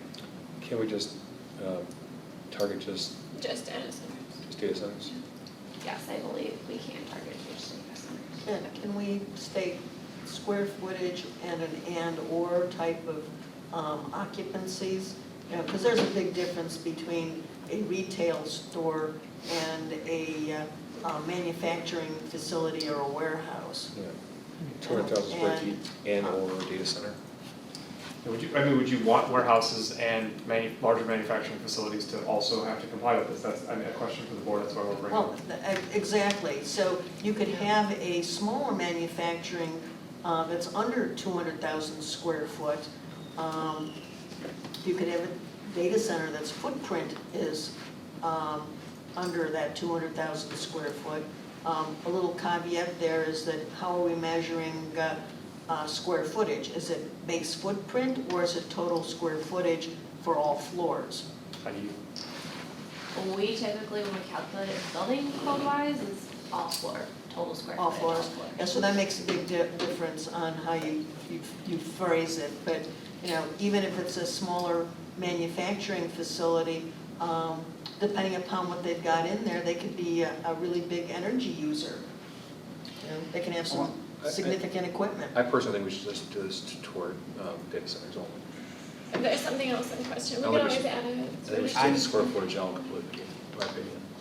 I'm concerned about this because we're a small community trying to get businesses and stuff to offset the tax burden on everybody, and the whole purpose of this is to achieve net zero operational energy, and I'm not sure we get enough gain as a small village to have this type of a code when we need different types of businesses to generate additional revenues for all the taxing bodies that rely on taxing bodies. This seems, That's why I think the general idea is just to apply it to data centers and well, our, I know, but if it's just us, the small little community, all we're doing is making ourselves more unattractive for everything. I don't think our residents have said, hey, we want to be really attractive to data centers, other than one outspoken resident. I haven't heard that from any residents. No, what I'm saying is overall, I just think we're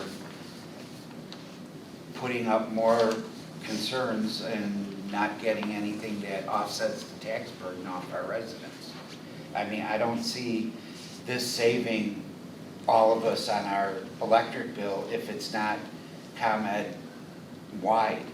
I mean, we've got some towns that have rolled out the red carpet to data centers that are next door to us, and we're not gonna be gaining anything by being more restrictive when they're there building all this stuff that we're still gonna wind up paying on our electric bill, so I guess I'm kind of confused. I don't think we should be making our decisions exactly like Yorkville. There's been protests and, people expressing they're very unhappy with Yorkville's decisions. They also have a huge expensive problem in regard to their schools, in regard to their. I'm not talking about all the data center stuff. I'm not saying But I'm that's all opposed to we're that. talking about.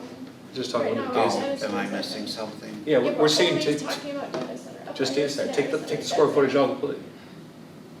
Oh, okay. Well, I was a little confused. I thought somebody said it could apply to everything. Just Yeah, data but, centers. we're not. And you can, so the appendix can be adopted for anything other than residential of a certain building height. That's the base limit from what Attorney Garrigan, who's the zoning expert from Sally, has said that we can do it to specific zoning, either zoning districts, so we can look at it with him and say, we're gonna adopt this, but only for the use of data center. And then- Is what is the consensus thus far, Tony, so it would only be data centers that have to comply with this today. Okay, and then do we know why Aurora, I mean, since we're comparing to Aurora, obviously, do we know why Aurora just didn't adopt this, or what their difference was, or research was, or? I don't know. the I mean, because they reasoning behind did actually go with a moratorium for how long, till they came up with information that they thought addressed a large public concern I can on data centers. ask, but Heidi was the one that found this. It is relatively new. I'm not even sure it was part of their So, consideration project. May but I can- 1st, I believe, is when the state required everyone to be using the 2024 energy code. And a lot of municipalities, in my experience recently, just ended up switching around at May 1st, which was one reason I had to read the entire energy code because of work. And that is where I found the Appendix CC. And where the municipalities hadn't adopted this, where you have to adopt it separately, I happened to read it and find it and go, wow, this is something that could be adopted. It sounds like it's for buildings that use, tax your energy grid to compensate for that. They may not have had enough time to go through that when they were originally going through their, how do we regulate data centers. And being home rule, they can just say 25% of your power has to be green and it has to be on site, and they can just do that. I know, but they could have did 100% too. Yep. I mean, they could have mirrored this code because they know it's coming. This code doesn't happen day one and then it exists. I mean, it's in development for a while. Theirs though is technically more restrictive if they require 25% on site, because with this, they could buy 100% off-site green energy, but with, in Aurora, you have to, like, All right, so you're they're saying making this you is build solar, it's actually, I on would their imagine, site. yeah, they're, right, it's on-site 25%, I believe. Do we have the option of also requiring 25% on site? I don't. Or any percent? That would be an attorney question to see, because I think, in my opinion, that would make it more restrictive, but. we Oh, yeah, have to be I'm not careful sure. with what we Check with do. Gary on that one too. Yeah. I wanna say. Yeah, I'm not sure we want to require actually all on-site. Could we look into that and bring that back?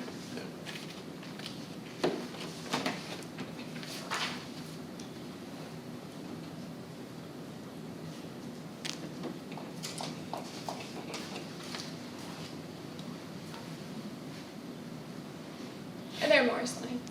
I don't know. Okay, is there any other discussion?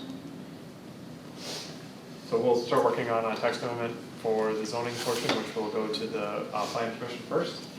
And then we will also get feedback from the village attorney and start working on the adoption of appendix CC. So just a quick question, were you able to reach out to any other communities and see if they had looked at Appendix CC? We haven't, but we can, Danny can. I'm just curious, Yeah, we haven't reached out to any specific communities. because I know some communities are doing full moratorium, some are, trying to find some way to do it. I just was wondering. It seems, from what I've seen recently, it's either a full moratorium or they're kind of open, like DeKalb or New York, they're open, work interesting in coming here. So it's between things that I've seen. But we can, yeah, Danny can pull her team pull about the things that it's about. All right, up next we have, thank you very much, Jamie.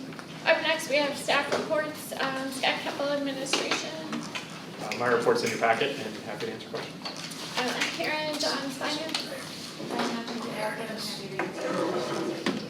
Danny Marion, Community Development. The only thing I would like to add is that we have, in addition to the home permits that were issued, we have 19 new home permits in for review that have not yet been issued, that have been submitted. Do we have, numbers, and maybe you don't have them yet, but numbers of permits that have been issued compared to what we are, could we have an ongoing update, I guess, for the number of permits issued versus what we were expecting? So like at the maybe 3-month mark, Well, I think something like 6 months. they just gave us 12, right? They didn't give a month. Yeah, we don't have a monthly, we had it breakdown by month, we have 194, I think is what we were basing off Yeah, of per year. per But year. could we say, like, divide that by 12? Or The hard maybe part- 12 is too soon because of the, seasonality, but every 3 months, could we make, Yeah, see so how many in, people? also in my staff report, I'm doing the graphs of each month, how many permits are issued. Okay. So that is kind of Can you scroll tracking down, it that Tracy? way. The hard part that is like Lennar And I'm has a comparing building it for the past 3 observation years now, too you for know? comparison. She's got Interstock what Danny's been including. Yeah, so you get a lot more coming up. And so, okay, so, is it, I'm blind as a bat, for April to June, so do we have, is it the dark blue, so 14 plus, I think that says 11 plus Yeah, 7? so I'm doing 2024, 2025, and 2026, just so you can compare from year to year, see how much we're increasing. And you said we estimated 194 Yes. for the year, For the year. that's not, This is So what right we- now, we're at 21 permits for the total year so far. Fiscal year, May 1st. so, I mean, we'd be considerably under what we estimated then. Well, we're still going and it fluctuates by month to month. It's hard to do like Did we just start getting Yeah. Lennar permits for July? We we did. just started getting Lennar permits and we started getting the Girlberry 1 permits now. We've got 2 of those in for review. We have 19 in between the past Is there couple a weeks. bunch at like- one time? Do we have, so for those permits, can we have an update from Chris when he does the soil samples? Yes. In Like what regard to kind the of update are you looking for, I guess? So there are a lot of questions regarding the basements in the Grove. We didn't have soil samples, and so we were told that Chris, when he goes to do the inspections, So is as gonna- part of their permit, when they apply for the permit, they have to give us soil samples as part of the permit application or soil report. So they provide the soil report? And then when Chris goes out to verify, like he's looking to see like is there water coming into the foundation when they've dug the foundations and all the foundation wall inspections. Okay, and so when will he be doing that with these permits? For just the Grove specifically? Yeah. Well, we just got the permits, so they're still under review, so it's gonna be a few, several weeks probably before they're ready to start. Okay, because right now, I mean, it's obviously, there's a lot of water over there. So I'm curious if the basements get approved, if you could just keep us posted on that. And then, the April to June is a high season for building, so I mean, if we're considerably under now, I don't know, maybe we need to revisit that, our budget at some point. We were also, they were finishing getting roads and utilities and all that stuff, and so now they're gonna be moving faster, that they have all that stuff established also.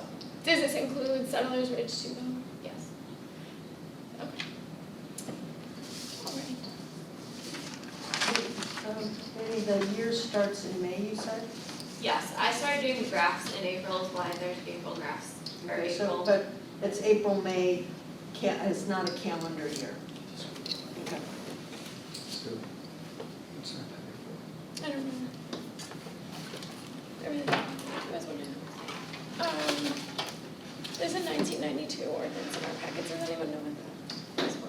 So the 1992 ordinance is for our, Danny passed this out, this is for the Sorry. presentation from the storage earlier. Oh, So this would, so when this comes back, when we're working with the owner of the self-storage to move forward, we're either gonna have to remove those properties from this PUD and do a new PUD, or find a way to amend this PUD for him to fit in. So, in our code, typically, self-storage is a special use permit. However, in this 1992, I think it is, PUD, it is permitted in that area. So we wanted to just give this to you because it is not our standard zoning code that would govern that parcel, but this one would. So our apologies for not explaining that before his presentation. and back on the soil samples for the permits, could you send the soil data that you received on the first couple permits, because we've been waiting so long? Okay. Chief Rollins, Police. Just that, So,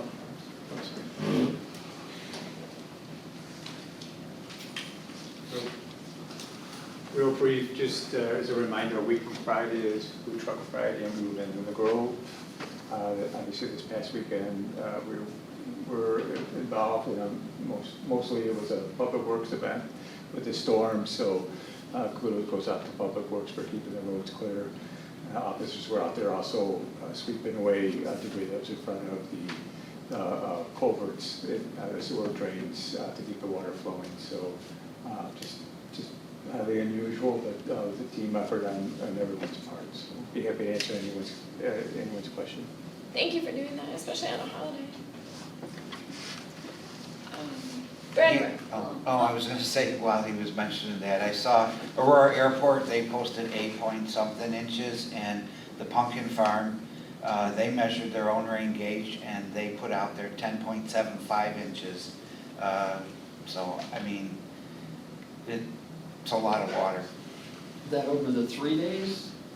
I think the Pumpkin Farm was more than just one event, but it was just like I think the 3 days is what she that's what she posted, so. thank you. Brian Merkel, Public Works. The report's in the packet, I'd like happy to answer any questions. Thank you very much too. I have a question. Can you give me a status on the issue in Duggan Woods on Annette's Court? There was required coordination between several different entities. We're still working through that with the tile contractor. Tile We've had him on site and he's investigating to see if there's any existing tiles, because it's virtually inaccessible without. Yeah, well, it's even worse inaccessible after our storm. They shared photos with us, and we just want to make sure that it's moving in the right direction. I spoke with her, I've been speaking with her every couple of days. Okay, excellent, thank you so much. Trustee Lundy. I know the King County Forest Preserve, they acquired 220 acres of highest quality wetlands and woodlands after 100 years of protection by one family. So that was a thing that they put out, and it's very interesting that they're getting some land that they want. Also, they have in August 15th, the Rusty Rodeo, if anybody is interested, it's kind of cool. 2 different locations, North Aurora Island Park and Mount St. Mary's Park in St. Charles. It's free, and what you do is you go and you try to catch rusty crayfish, which are invasive, and it's kind of a neat thing. There's a lot of fun things to do with the King County Forest Preserve.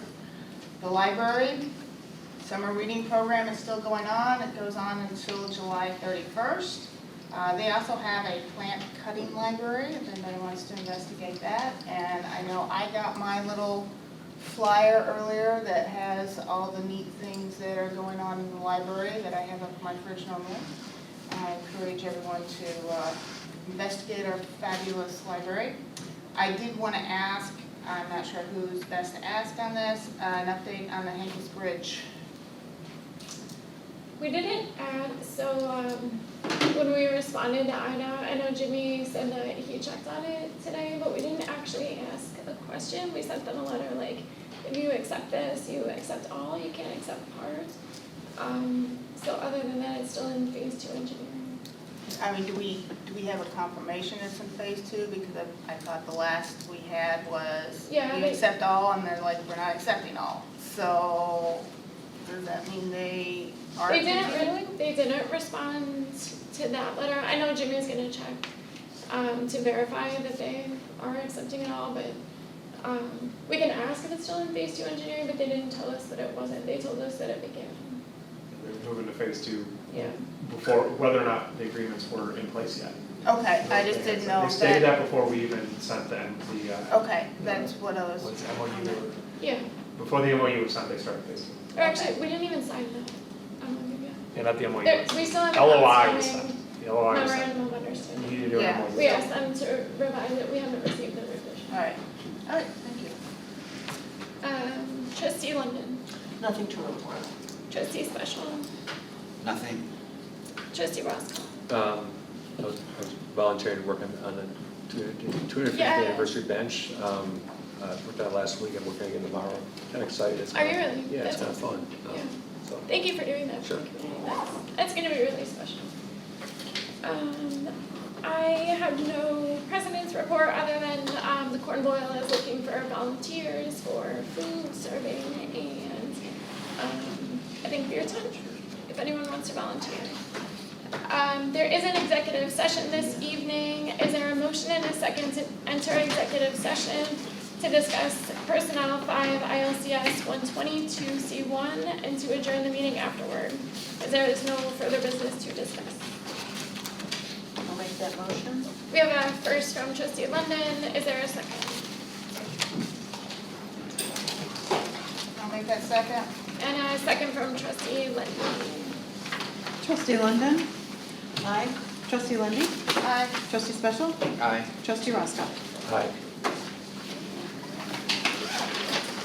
The ayes have it. We will enter executive session at this time.